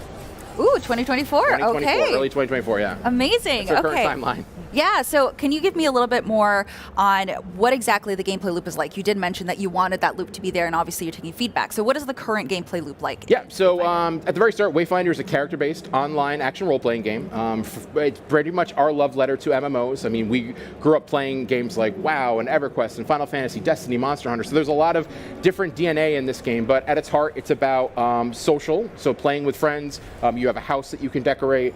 There's large social spaces, going on awesome adventures with friends, dungeon diving, in randomized dungeons to collect components to craft more wayfinders, craft more weapons, and then large open world areas that you can meet new friends, you can do large scale events, kill world bosses and do quests. So it really is our love letter to MMOs, and one day we hope it to grow into that even big MMO, but it's the game that we've wanted to make for a long time and really plays to the strengths of Airship Syndicate with the beautiful art and the characters that people love, and we're really, really excited about the future.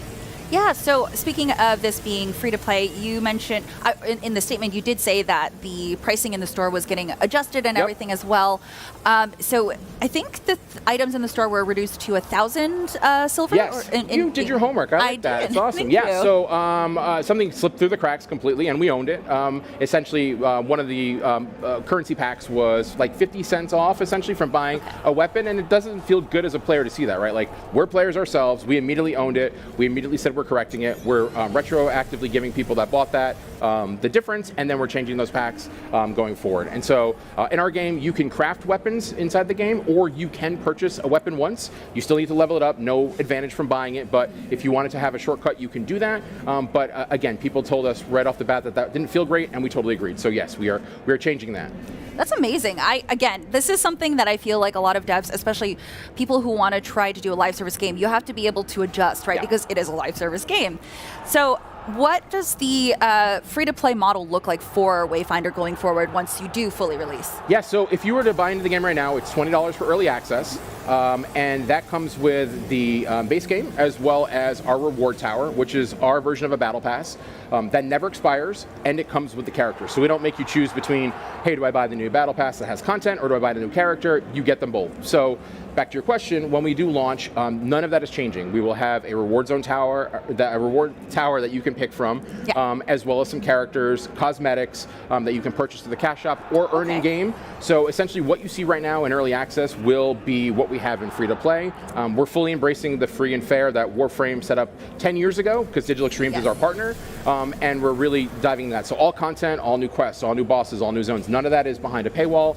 All that will be coming free to players. Yeah, actually, so you mentioned your publisher. So what has it been like working with the team that created Warframe? And, obviously Warframe was something that also did have a bit of a rough launch as well, but then they learned because it's, live service. So how has it been like being able to collaborate with them? It's been great. I mean, a lot of people, when we talk to press upstairs, and they're like, "Oh, did you change a lot of this game so it made sense for Warframe?" We're like, "No, like we made the game that we wanted to make, and there was a lot of DNA that was shared with Warframe." So it was really a great match once we sat down in a room and they said, "Hey, we want to publish this game." Yeah. But we are constantly in communication with them, both from a technical side as well as like monetization side to give us advice, gameplay. They've done it for 10 years, like I mentioned, so they definitely are the masters of it. It's new for us. We're used to putting out a game like Ruined King or Darksiders or Battle Chasers and then being done with it, or like, all right, on to the next thing. But this is the start. It's not a sprint, it's a marathon, and they've been really great to help us put that in perspective and be like, no, we'll buckle down, we'll solve what we have to solve now, and we'll move forward and make something awesome. Yeah, I think that you're definitely on the right path because not a lot of companies decide to do cross-progression, cross-play, and cross-saves specifically. Yes. It's a lot hard to do. It's really hard to do all of those, and most of the times you see games doing one of those. So what was the decision process behind making it all three? So back to, like I said, the pillars of the game really are to us, an MMO is social. It's always persistent and changing, even though when you log offline, your friends are still there, world events are still going on, and then it's always updating, right? Yeah. So that very first one, being social, is like your friends play everywhere. So not everybody is on PlayStation, not everybody is on PC. So from the start, the inception of this game was really to, games nowadays are about that conversation. You don't just go on to play, you go on to talk to family members or friends that are across the country, and you happen to be playing at the same time. So it was really important to us that out the gate, cross-play and cross-save was the #1 priority for us, and we are happy that we have it right now. Amazing. Well, thank you so much for speaking to me about all this. Yeah, well, thank you for having me. Yeah, answering all of our burning questions. Yeah, we're here, and like I said, we've been transparent with the community. We're not going anywhere. We're super excited about the game. The feedback has been awesome from people that once they get into play. So we're happy to bring the game out into free-to-play in 2024. Yeah, I'm super excited to see it. Thank you so much. Well, Wayfinder is out now on early access for PS5 and PC. We've got tons more Gamescom Studio coming up, so don't go anywhere.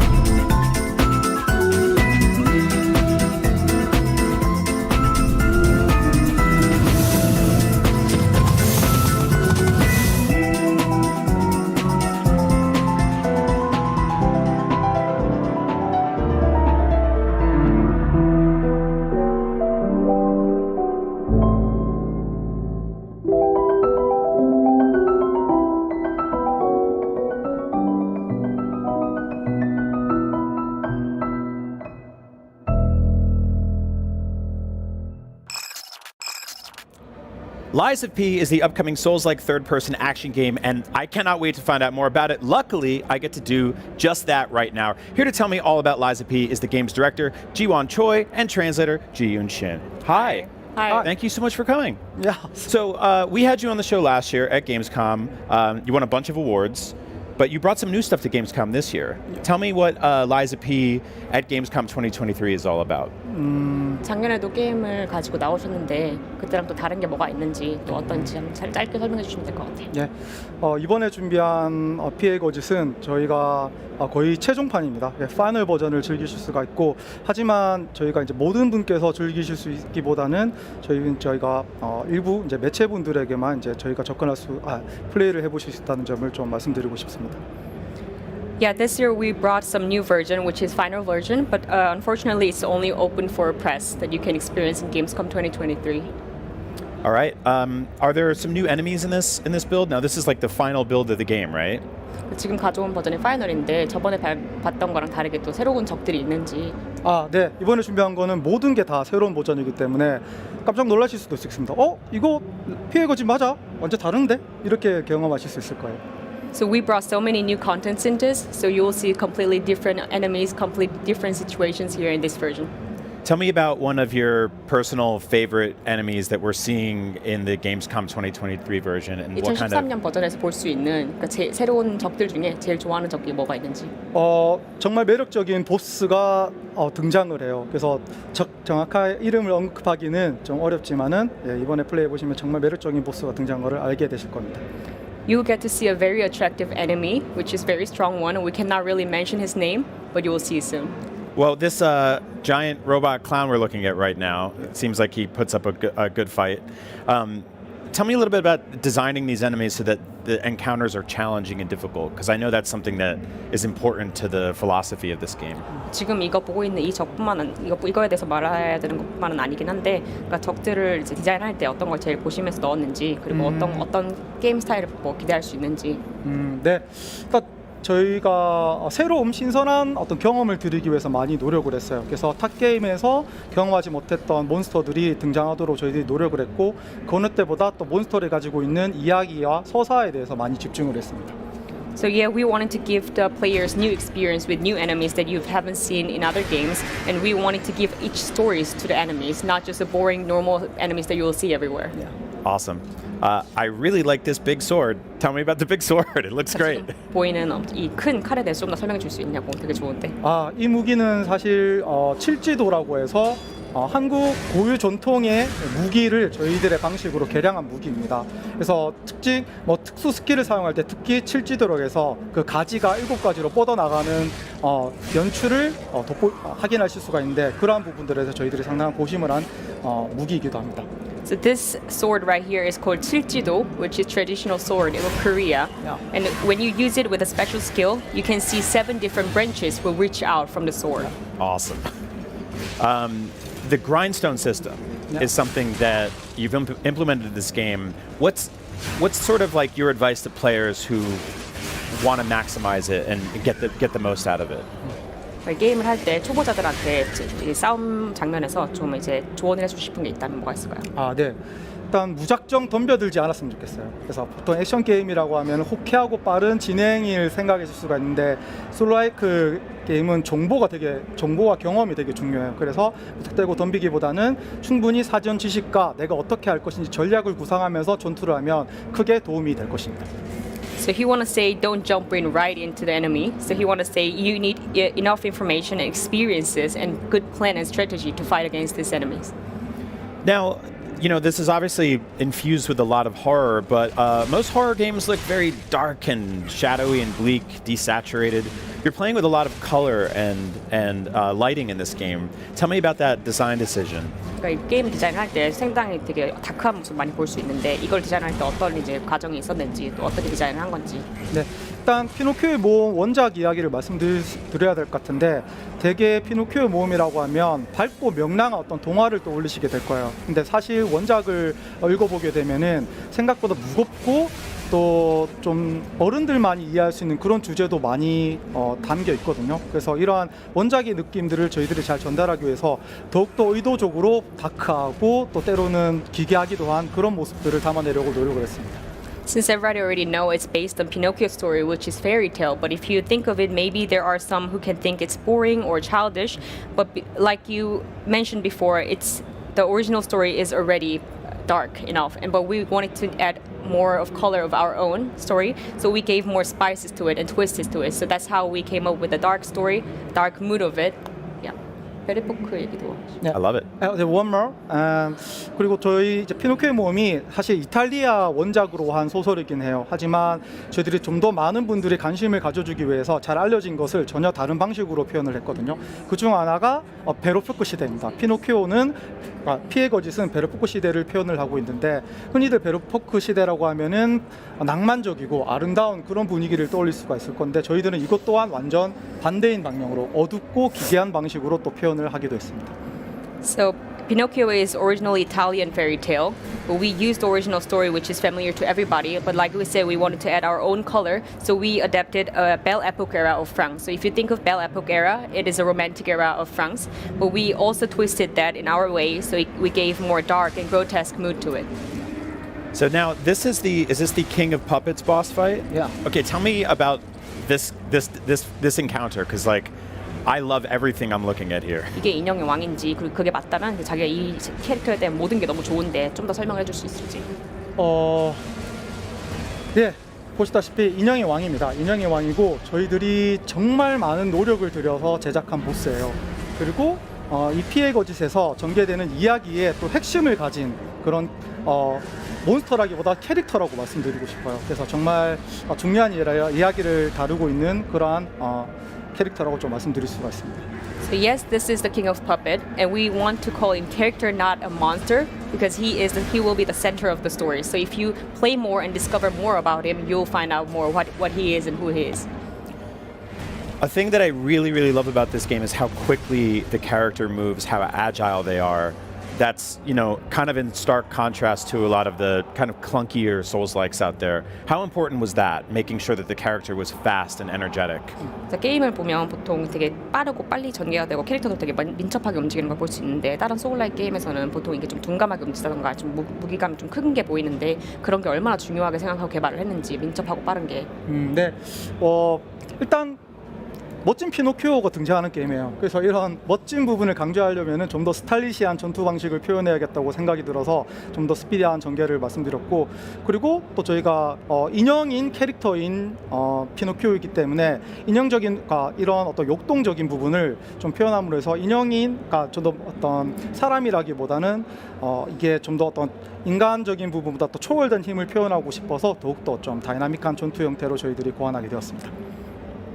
So we have a Pinocchio, but which is cool and stylish. So we needed a speedy and fast movement for it, and also we wanted to give active motion from puppet, which can differentiate it from human. That's how we came with all the motion and dynamic movement, which can show that it's over human.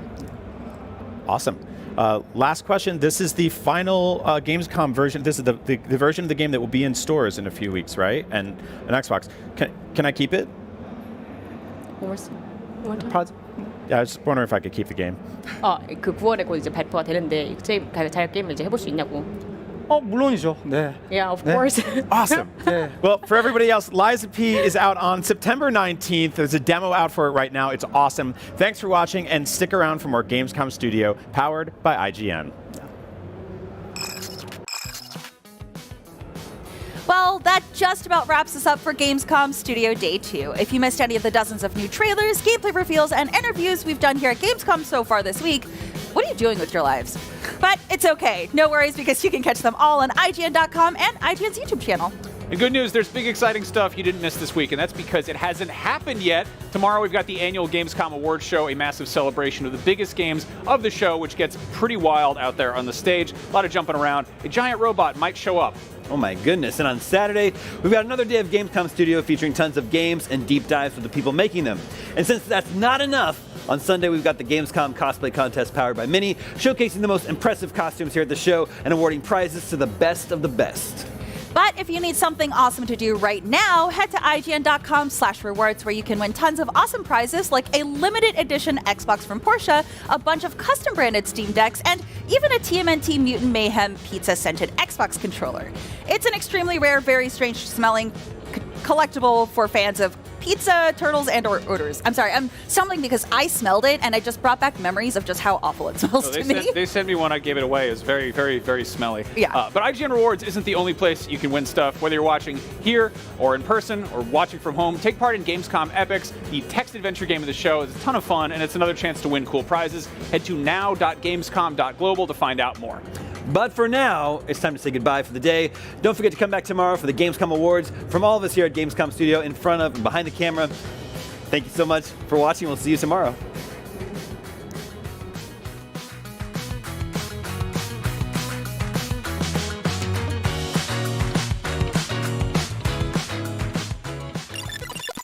The Cinefix Top 100.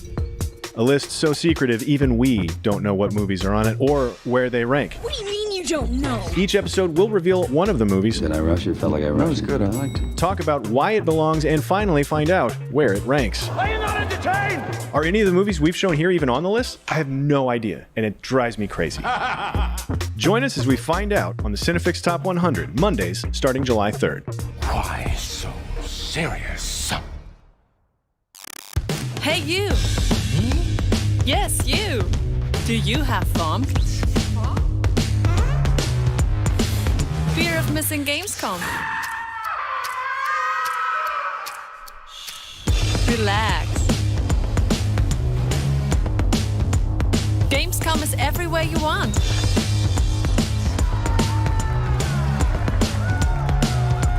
Gamescom now. Register now. Tune into IGN1 on your smart TVs for the latest news on your favorite releases, gameplay exclusives, and all the entertainment you can handle. Cinefix on IGN1, your friendly Friday night home for film fanaticism. You're watching The Weekly Fix, ready to fill you in on anything you may have missed in the world of gaming and entertainment. Welcome to Should I Play This? This is what to watch here on IGN1. Find it all in one place for free on IGN1. They turned into a network. Who knew?